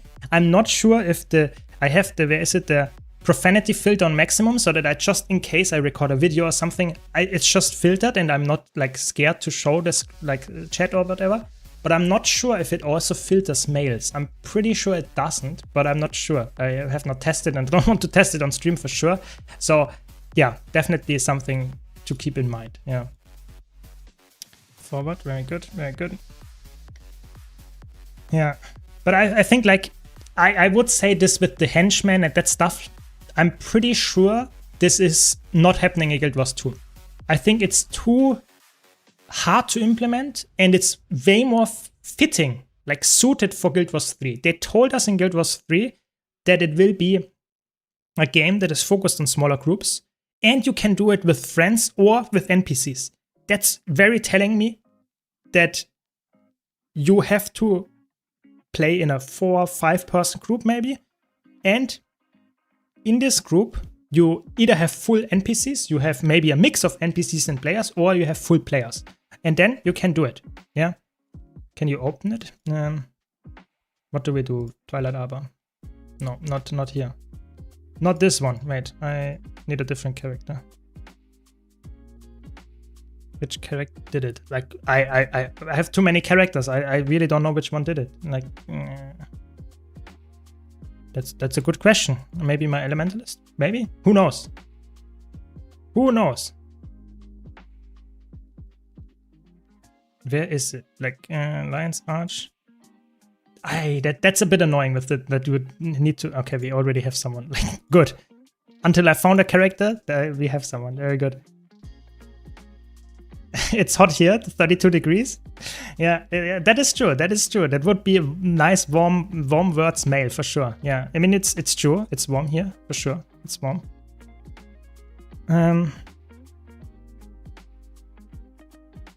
Yeah, I think the story, I think that dungeons should be like, if you did the story once, you should be unlocking the explorable paths for all characters. I think in general, a lot of stuff in Guild Wars 2, I think with instancing should be account-wide. So for example, if you have, I think that's my biggest gripe with fractals, for example, is that you have fractal masteries, yeah? And I think fractal masteries, there should be maybe some kind of similar system for agony. That if you get one character, agony, or like just one character, while you level it up or get ascended gear and stuff, you get agony, and while you level, you get more agony, and then at some point you have agony unlocked for all characters. Like if you reach 150 AR with one character, you get it baseline for all characters. That would be nice, because then you can just play all the classes, you know? And don't have to like always say, oh, did I equip agony on this character? Do I have like full ascended gear for new players? No. Then I cannot play it in fractals. I think that's a bit sad. Yeah. Yeah, nowadays it would be, I agree. But they don't go back and fix it. That's the main issue, I would guess. Yeah. We killed it, no, we just skip. Yeah. Heroes for Guild Wars 3 pretty good, especially since it's supposed to be between Guild Wars 1 and 2 mechanics wise. Also, Heroes don't flame you for DPS. That is true. That is very true. I mean, that would be a fun interpretation of how to use AI. You know, you just make AI say also, oh my god, your DPS is not good. But I'm joking, of course. Of course, that's not gonna happen. Yeah. Yeah. Forging Steel is terrible in that regard. I can only open it on my main story character. Yeah, I do that pretty often, Forging Steel, but I don't even know which character did it. Like, I'm just hoping for someone in the group to have it done. Like, I'm not joking. It's pretty horrible in that regard. Pretty horrible, yeah. Legendary Agony incoming. I like for reference, since I started streaming, like, I don't know, like almost 2 years ago at this point, I always said I want to have agony being account-wide, and I want to have infusions being split from being stat sticks and being like agony. So if the account-wide thing would be agony, and infusions would only be either stat sticks, like small stat increase, or you would even make it so that the stat increase is like not there anymore, and you just have like an infusion as a cosmetic item. I think that would be really good. Like for me personally, I think a cosmetic item does not need to have stats on it. Like that is just weird. So I think you should have like a wardrobe for infusions. That would be my biggest hope with the core feature update, that they bring that out at some point. That would be really good. I would love that, because then I would finally engage with infusions, because then I can collect something. But right now, an infusion that I buy for my scrapper, I cannot use on my untamed, because I need, or I can, but I need to extract it and put it back in the bank and put it on my other character. That's just very annoying. Why not make it so that you buy a chug infusion, you right click it, bind it to your account, and then you can equip it like legendary gear on your characters. That would be like the perfect way of handling things. It's not ideal, I know, but it's pretty good, I would say, if you do it like that. So, kill this, and now we... How does that work? You have to, like, you can dodge through this stuff with stability or something? I don't know. And invulnerability. With block. Okay. Crazy. It was a long time since I did this, like, last time. Okay. Block. Do I have more block on Scrapper? I guess with, like, toolkit. But I'm in combat anyway.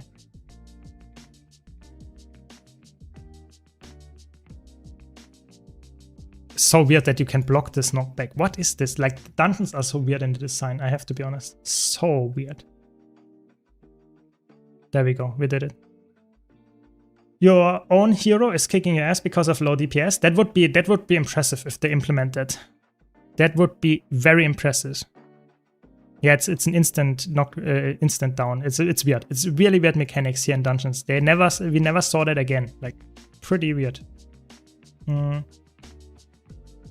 Yeah, I think Forge Steel is actually not that bad. Oh, we have a portal. Where do we have a portal?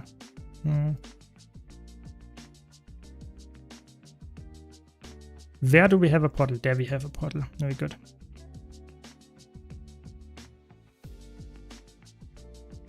I'm interested to see that. Nice. You can port up there. Very good. On the bridge. Okay. Agony not being account wide just makes me not play many characters. Yeah, exactly. And I think that's a negative. You know, a lot of people, not only like people like me that play every piece of content on like multiple characters, but also just normal casual players that might have a little bit of ascended gear lying around and want to try a little bit of a different playstyle. They are not incentivized to do so because Fractals incentivize you to have one main character because this is the person with the Agony, you know? And I think that's a little bit sad. You could easily make Agony account-wide, in my opinion, and you would have way more flexibility for people. You know, there is a new elite spec that actually looks interesting to you that you never played before the class.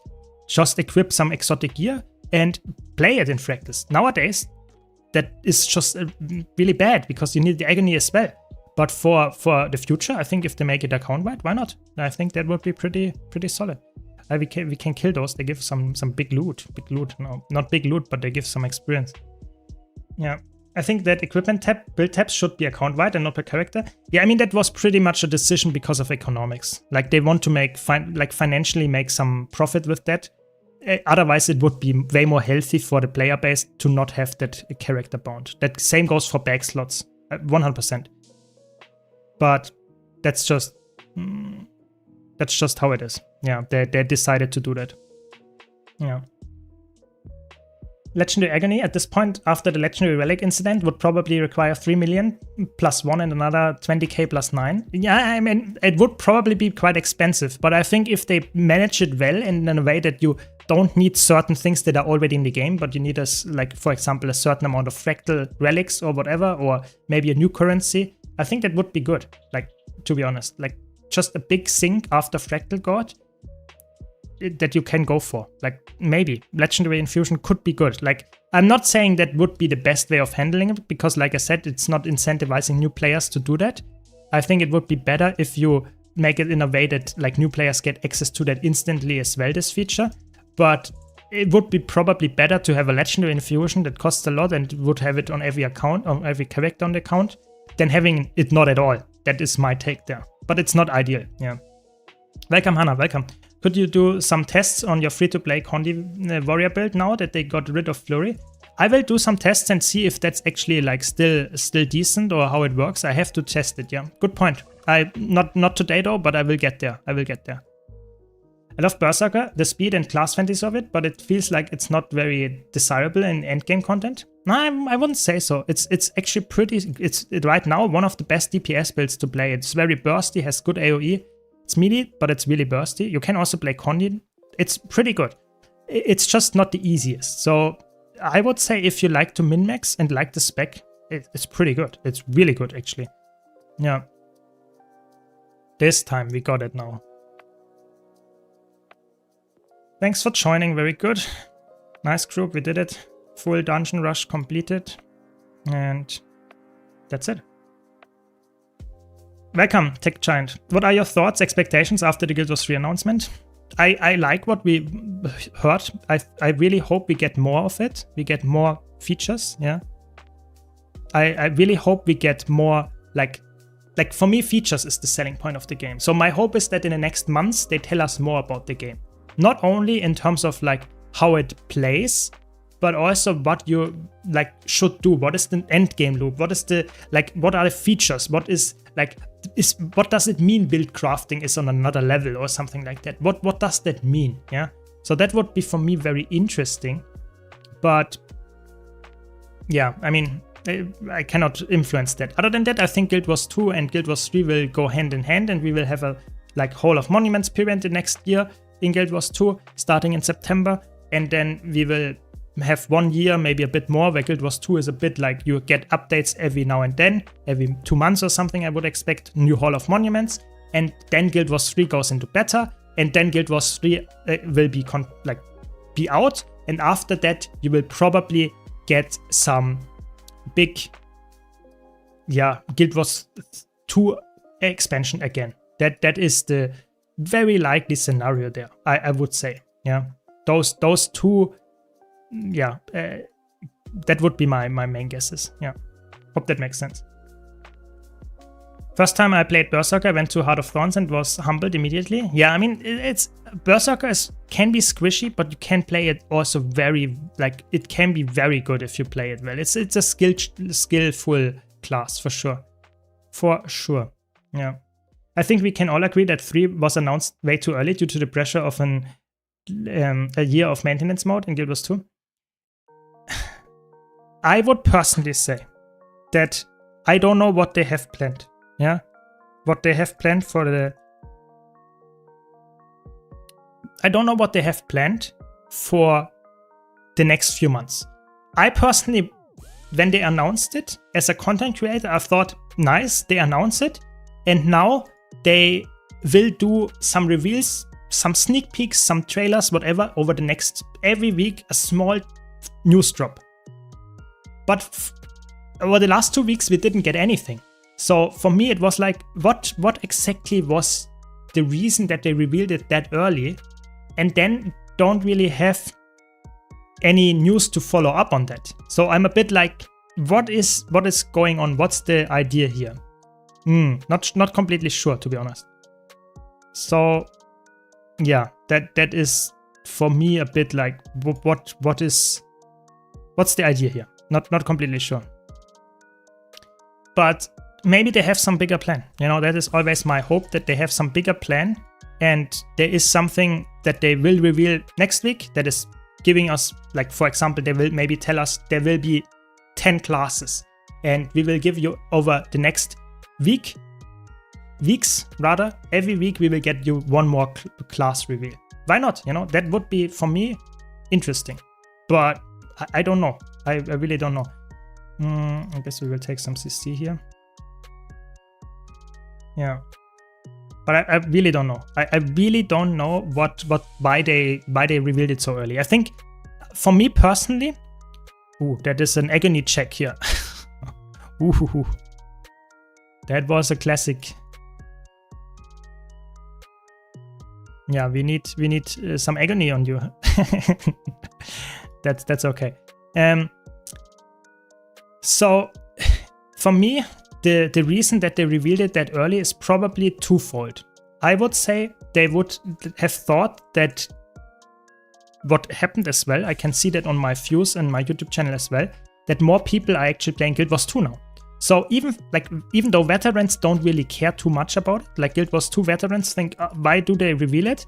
But a lot of other players that played Guild Wars 2 years ago, maybe never played it before, those players now have a reason to play Guild Wars 2 because they think, Guild Wars 2 is the prequel to the game that I might want to play in a year from now.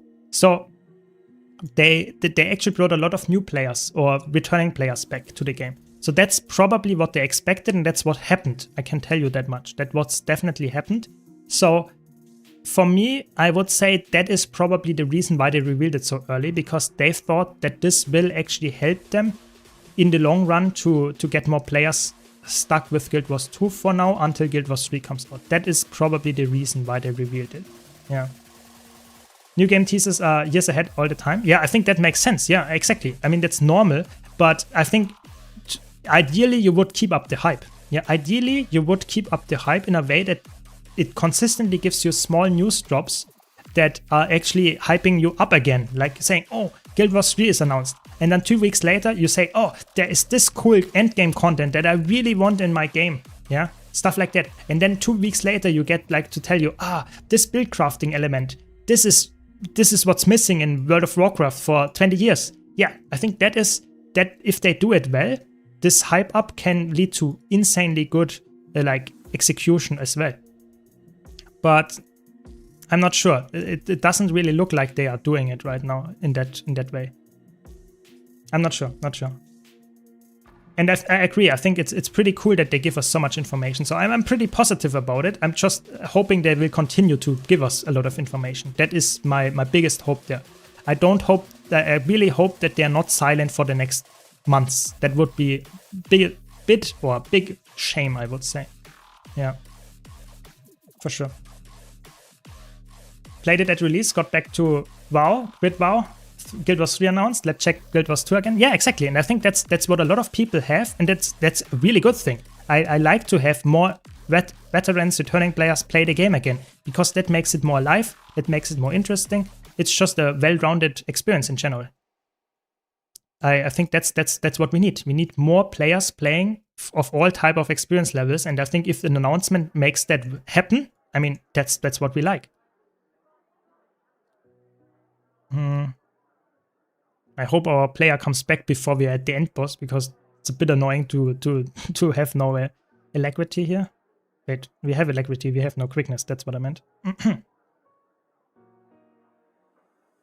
Yeah, that is true. It's also like, there's always some negative as well with it, because you don't know what the future will hold for Guild Wars 2, but I personally think it's like they told us multiple times that the future for Guild Wars 2 is also bright, with the Hall of Monuments, with the expansions announced after that already, so stuff like that. But I can understand that people are a bit like doubting, or a bit like, I don't know what's going on, so I will not commit that much to it. I can understand that, but I think the fear is not justified, I would say. Yeah, it's true. I mean, I think the studio is like, I think Arena is a really like good studio when it comes to how they handle their player base and their, so to say, they try to best for us. They not only care about money, they also care about making players somewhat like happy. I definitely see that for sure. Okay, there we go. Yeah, I think it's fine if we don't get that much more news, but I just hope for it, you know? That is just my player brain, you know? I want to get some news about the game, yeah?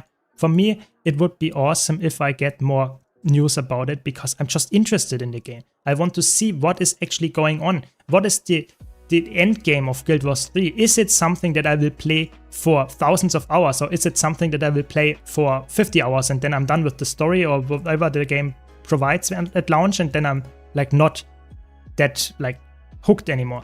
I just want to know, you know, that's for me. I can understand that they will maybe not do it for sure, but that doesn't mean that I don't want it. Yeah. I think we will get info around game conventions until we get closer to the beta. Maybe. I really hope we get it a bit earlier, but I guess that could be the case. It could be the case that they will say at Gamescom we get some news. We get maybe in the next year, 2027, when we get closer to the beta. Maybe we will get that. What is going on? Like, why do we do this like Fractal as 4 players? Like, what is this?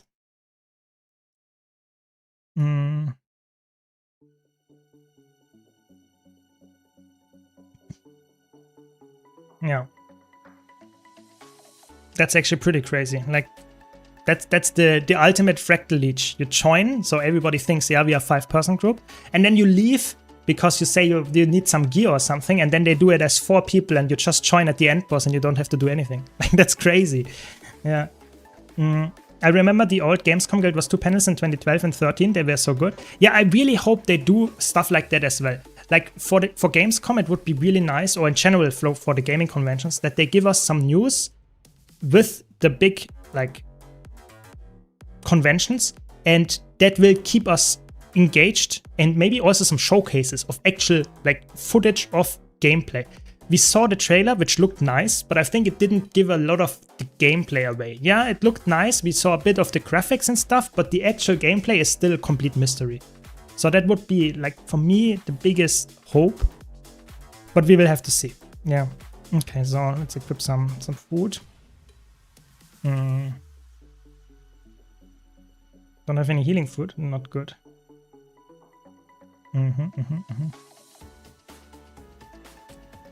There we go. We have some healing food. But yeah, I mean, what can I say? I'm just a content creator talking about my hopes for Guild Wars 3 and Guild Wars 2 to a lesser extent, but I cannot influence it. Yeah, I might be an ArenaNet partner and I have maybe some other things going on, but I cannot like influence anything in that regard. So I just hope that the best for all of our sakes, I guess, that we get some more news and it will be an amazing game. But my biggest hope that it will be a good game at release. That is really the major thing. Doesn't matter if they give us a lot of news ahead of time. If it's a great game when it comes out, I'm happy. Yeah. My hope is for Mystic Clover Rush. I'm not sure. I think they announced that there will be, like, this week is a Dungeon Rush. Then on Wednesday, or Tuesday actually, there will be the World vs. World Rush, which is always one of the most popular Rush events because you get the Gift of Battle very nicely and stuff like that. And other than that, I think they announced after that there will be, wait, my pre-stacking. And after that, there will be World Boss Rush, yeah? So we have the Dungeon Rush, World vs. World Rush, and then we have the World Boss Rush, which is World Boss Rush is, if you're lucky, no, nice, we lost someone. Like, this is the ultimate grieving.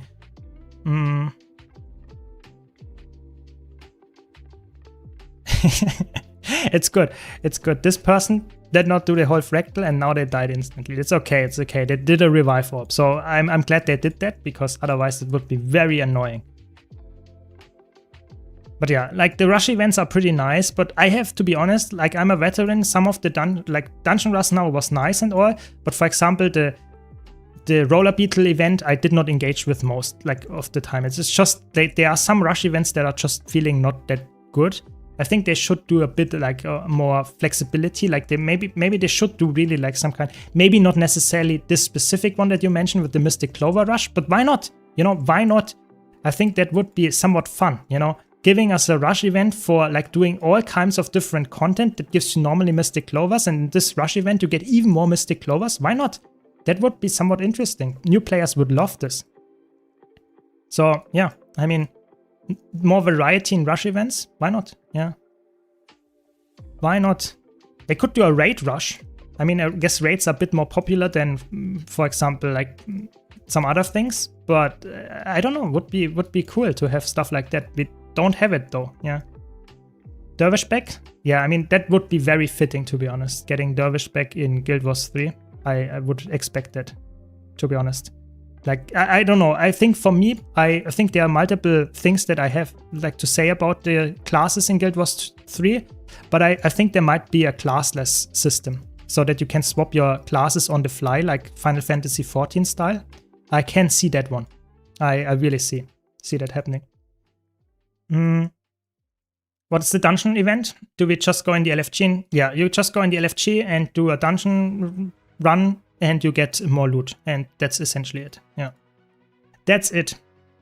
Yeah, Mystic Clover Rush I think would be pretty good. That would be fun. Like there could be a lot of rush events that are just reward based, but people would still do it because they're interested. Like Dungeon Rush doesn't give you anything other than more dungeon tokens, but it's pretty good. I guess you also get like Astral Acclaim, but that's really, yeah. I think I meant more like the raids are more popular because of the raid bounties. Like the raid bounties are, I would say the raid bounties and the raid god and stuff like that, and the raid and strike mission unification, I think that actually made raids more popular.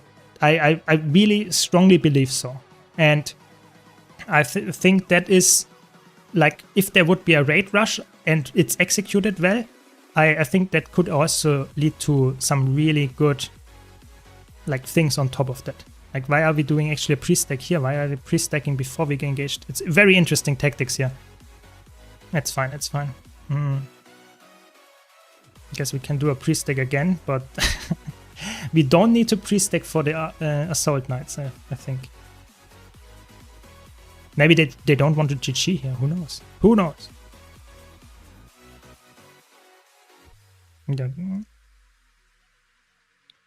I really hope it's not classless. It would be cool if we could dual class. Might break the game, but I'm down for it. I really don't know how to execute it. I think one of the things that they mentioned was that they said there will be some kind of creature collecting skill system. So I don't know exactly how they worded it, but I read that on like the Steam page or something, that they mentioned specifically that you have some kind of like, how is it called? Like some kind of, you kill NPCs and gather their skills or their traits or whatever. Something in this direction. And that is very interesting, but that would for me only work if you have either a lot of different mobs that you can kill and get their skills, or you have like a lot of different classes that you can unlock on the same character or different skills, because otherwise it doesn't make that much sense to me. So I think that is a really cool system if executed well, but I think that is more leaning towards having a classless system than having like 10 different classes. Personally, that's what I see here. Yeah, I'm not sure if that's true. That's just my educated guessing at this point. Yeah. Is there any good Fractal Discords out there? I don't know. Maybe someone here in chat knows. Quick play Fractal Legendary Armor set? Yeah, exactly. Why not? Something like that, yeah. Something like that. Why not? Like Guild Wars 1, you had to capture elite skills. Yeah, exactly. I think they want to do the best of Guild Wars 1 in Guild Wars 3 and also take the best of Guild Wars 2 in Guild Wars 3. And I think that is something that is definitely, that would be a big plus, wouldn't it? Like a lot of people would like this collecting thing of like skills via actually engaging with the world by killing specific elite bosses and getting some kind of cool skill unlock. I think that would be nice. Like stealing or gathering, harvesting their skill. Yeah, that would be cool. Welcome, Webian. Welcome. Yes. Exactly. I think that would be pretty nice. I think you should always like not only copy things that worked in older games, but you should also try to implement it in a better way. Like if, for example, Guild Wars 2 has a really good, like let's say the wardrobe feature is really good in Guild Wars 2. Like I think the wardrobe feature is one of the things that I like. They are good, they are well made, you get collectible skins, you can use them on all your characters. I think it would be nice to have, for example, all the skins that you get should be usable on every character, for example. So I don't want to have cultural skins, and I don't, or maybe cultural maybe, but I think don't have any armor classes. I think armor classes are somewhat a relic of the past.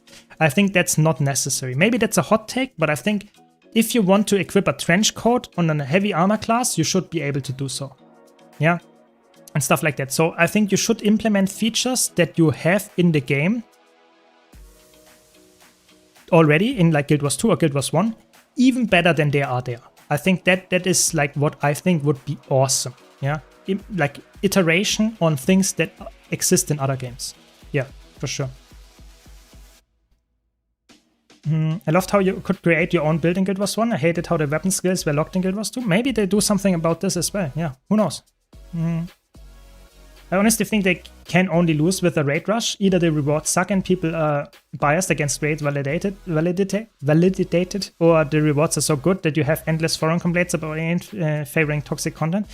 Maybe you're right there, but I think like just making rush events and repeating the same like 6 different rush events all the time, I think it's also not a really good solution, like personally. Because yeah, sure, World versus World rush, and maybe even like, for example, like the Dungeon Rush, maybe the World Boss Rush and the World vs. World Rush, maybe those are really popular because they give good rewards and the others are not.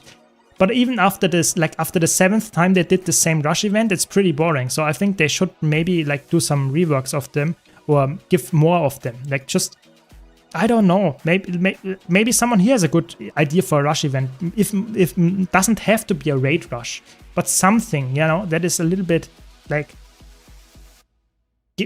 some fresh air. I don't know. That's my hope.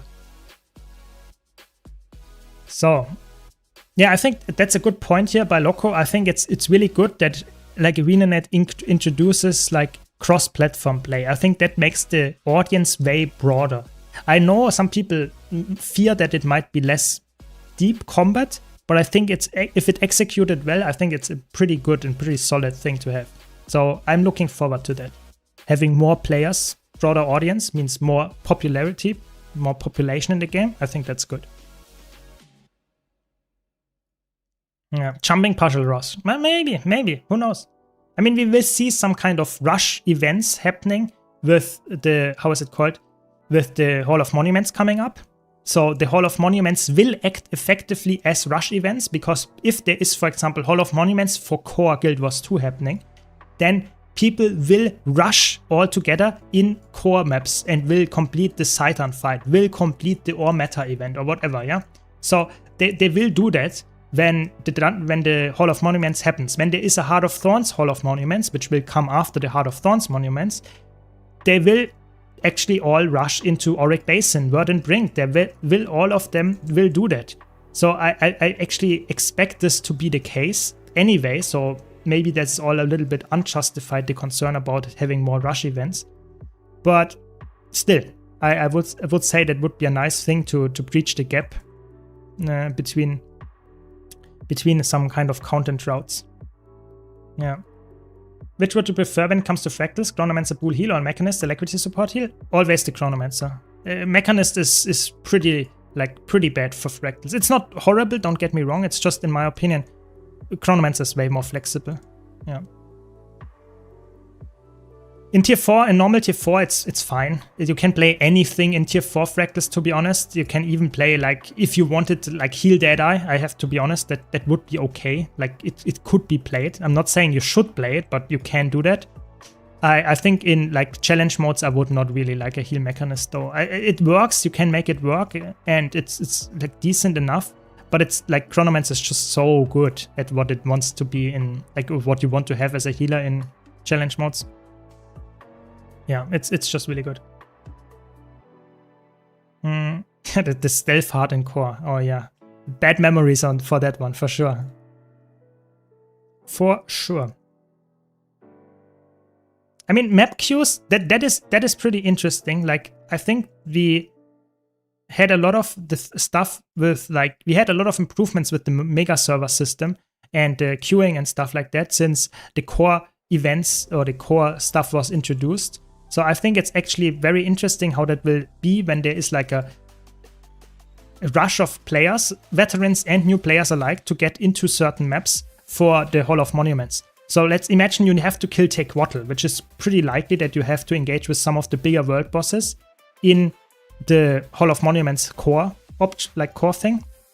And imagine there are, like, I don't know, 30 different Tequatls going on at the same time, because so many people are playing right now and want to get this boss done. I think that will be interesting, and I think that will be, like, maybe the servers are burning again, like they did on Tuesday or something. Yeah, I don't know. I think that's interesting for sure. We will have to see. I'm hyped if there is a lot of, like, players coming into certain maps that are not that alive anymore. Like, I'm hyped for that. Like, I can't wait for the Hall of Monuments, because one of the best times to play Guild Wars 2 was when there was the content drought during Season of the Dragons, when you got, like, the achievements for getting the legendary amulet. A lot of people searched into certain maps that were pretty dead normally, and they still engaged with it because they wanted to get the reward of the legendary. I think that was one of the best times to play Guild Wars 2, because you had so much interaction with players, so many players being in the same place at the same time for just rewards, but because of that it became really fun. I think that's, if the Hall of Monument does the same, perfect. Just perfect. Is it just me, or do we have really bad DPS? It feels like we just take forever here. Like, shouldn't that be, like, way faster, this boss? I don't know. Is support druid buffed now that the Alacrity spot changed? Yeah, not only because of that, but in general, like, they buffed support druid. It's still not a build that I would recommend to play in Fractals, but it's a really good raid build. It has a lot of healing, a lot of CC, and it's just really good. It's not as flexible as a Troubadour or a Chronomancer in my opinion, but it's a good build. So if you like Druid, go for it. It was good before, now it's even better. Yeah. On the build section of your website, it just takes you to the YouTube videos. Have you thought about adding a link to the build page as well? I thought about it, but the two things that come to mind here, and I'm really blunt and honest here, okay? I hope you see that honesty positively. So first things first, I think it's important that a build that I make a video about is not only copy and pasted and you don't interact with my content at all. You know, I want you to watch my video. You know, if you just go to my website and copy all my builds, that would be negative for my channel. You know, why do I even make the effort then to make a build guide about it? Yeah, that is the first thing. And that's a bit selfish, I know, but it's definitely something why I didn't put it there. Secondly, and that's the more important part that a lot of people forget, you should not copy and paste your builds. If you just copy and paste your builds and don't watch my video in the first place, explaining the build, explaining the rotation, explaining why you take certain traits, why you take certain skill choices and how you can swap it out, then you will be a really bad, for example, Firebrand. If you just copy and paste the Firebrand build and go into Fractals and think, yeah, it will be great healer because Syrma gave me the build, that will not be true. You need to know what you do. You need to know how it works. And that's why I think just giving you the option to copy and paste will lead to more players being not able to actually play the build. So that's why I really decided actively to not put any links there, like directly to the build to copy. I hope that makes sense. It's just what I thought is like a smart thing. Yeah. Updated tryhard condition mirage video. Yes, I thought about it and it will come at some point when I get the time to actually learn it again myself. For sure. Yeah. Welcome, Joseph. Welcome. Druid is also made for Wing 1 to 4 mechanics, push, entangle, staff 3. Yeah, Druid is really good when it comes to taking care of essentially all the mechanics that you will encounter, and especially those raid wings, but in general in raid wings. It's not as flexible as Chronomancer or Troubadour, in my opinion, when it comes to, like, you want to have specific, like, crazy reflect uptime, or you want to have, like, specific, like I don't know, mechanics like distortion share or something like that. But it's really good in like 1 to 4 because you don't need it there. Yeah. Just make a blank page with build editor links, which would look like a shady virus site from the 90s. Like you mean like Arc DPS? Yeah, I mean, I guess you could do that, yeah. And people would be scared. Yeah. I get so many people that ask me, I wanted to get Arc DPS, but the website looks so weird. Is that the correct one? Yeah, I mean, that would be funny for sure. Yeah. I got an ad at the start of the explanation, but I get what you mean. I love build viewers anyway. Yeah, so I was just to summarize. Of course, I want you to watch my YouTube videos. That's after all my income. But second of all, I also think it's important that people just not only copy and paste video or builds and think they will actually know how to play it. Like a good example is Firebrand. If you copy a Firebrand build and you play tier 4 fractals with it, your group will hate you because you don't know what you're actually doing. You just have a build that should work on paper, but you have no clue how to play it. So it's really important that you understand that, like, copy and pasting a build is not necessarily making you good at the build. Like, far from it. You have to actually understand how it works as well. And that's why my videos are so important, because it teaches you about the skills to swap out. It teaches you about why I take certain traits. It teaches you about how to actually play this in certain encounters, how to can play, for example, like, do we get the reflecting on fire on Guardian here is a bit annoying, but okay. Yeah, stuff like that. So it's like about getting better at the build, and that's why I make the video, not just to share a build that you should copy, because then you can easily go to any build website and copy it there. But I think having someone showcasing it in game, showing how it is actually played in actual fights, how it looks, how it feels, is also very important. Yeah. I got shocked when SC put all of their Mirage builds into Legacy section yesterday. Thankfully, they're back now. Yeah, I mean, I have to be honest, I would really like to know the play numbers of Mirage when it comes to, like, new players. Like, people try Mirage and probably only play Staff Mirage, and that's probably it. Yeah, Patricia, hydrating, good point. Thanks for always reminding me. Always appreciate it. Welcome, Ivar, welcome. Do we need to pre-stack here? There we go. You really enjoy your YouTube videos and already learned a lot. Which spec would you recommend on Revenant and Guardian for all types of content? Luminary is really good on Guardian, and Firebrand is really good on Guardian. Like, Luminary is probably the best bet right now. If you play all types of content, Luminary is probably your best bet. Revenant is not really that good at being flexible in all game modes, sadly. Revenant is a good spec if you like it, but it's not as flexible. I think Luminary is probably really good in PvE as a support, DPS, solo build, all of that. But it's also really good in PvP. It's also really good in World vs. World. Firebrand is also pretty solid. The problem with Firebrand is it's pretty weak in PvP right now. And I would say Conduit might be the best option for you to play on, for example, Revenant, because it's really good in all game modes, but it's less flexible. So it's always filling somewhat of a DPS slot, maybe in PvE also some kind of support spot. I would probably go with Luminary, personally. Yeah. I'm new, I love Spear, Power Mirage for open world. Yeah, Mirage is quite decent. The problem is, like, Power Mirage is one of the only builds that is, like, not crazy good in PvE. So it's really shines in competitive modes, actually. It's really good if you play it well. But in PvE, it's like a build that you can play if you like it, but it's not actually top tier. It's not. There are a lot of builds that are top tier, like 90% of the builds you could play are actually top tier builds. But Power Mirage is one of the builds I would probably not like to see in like group content. With one major exception, but other than that, yeah.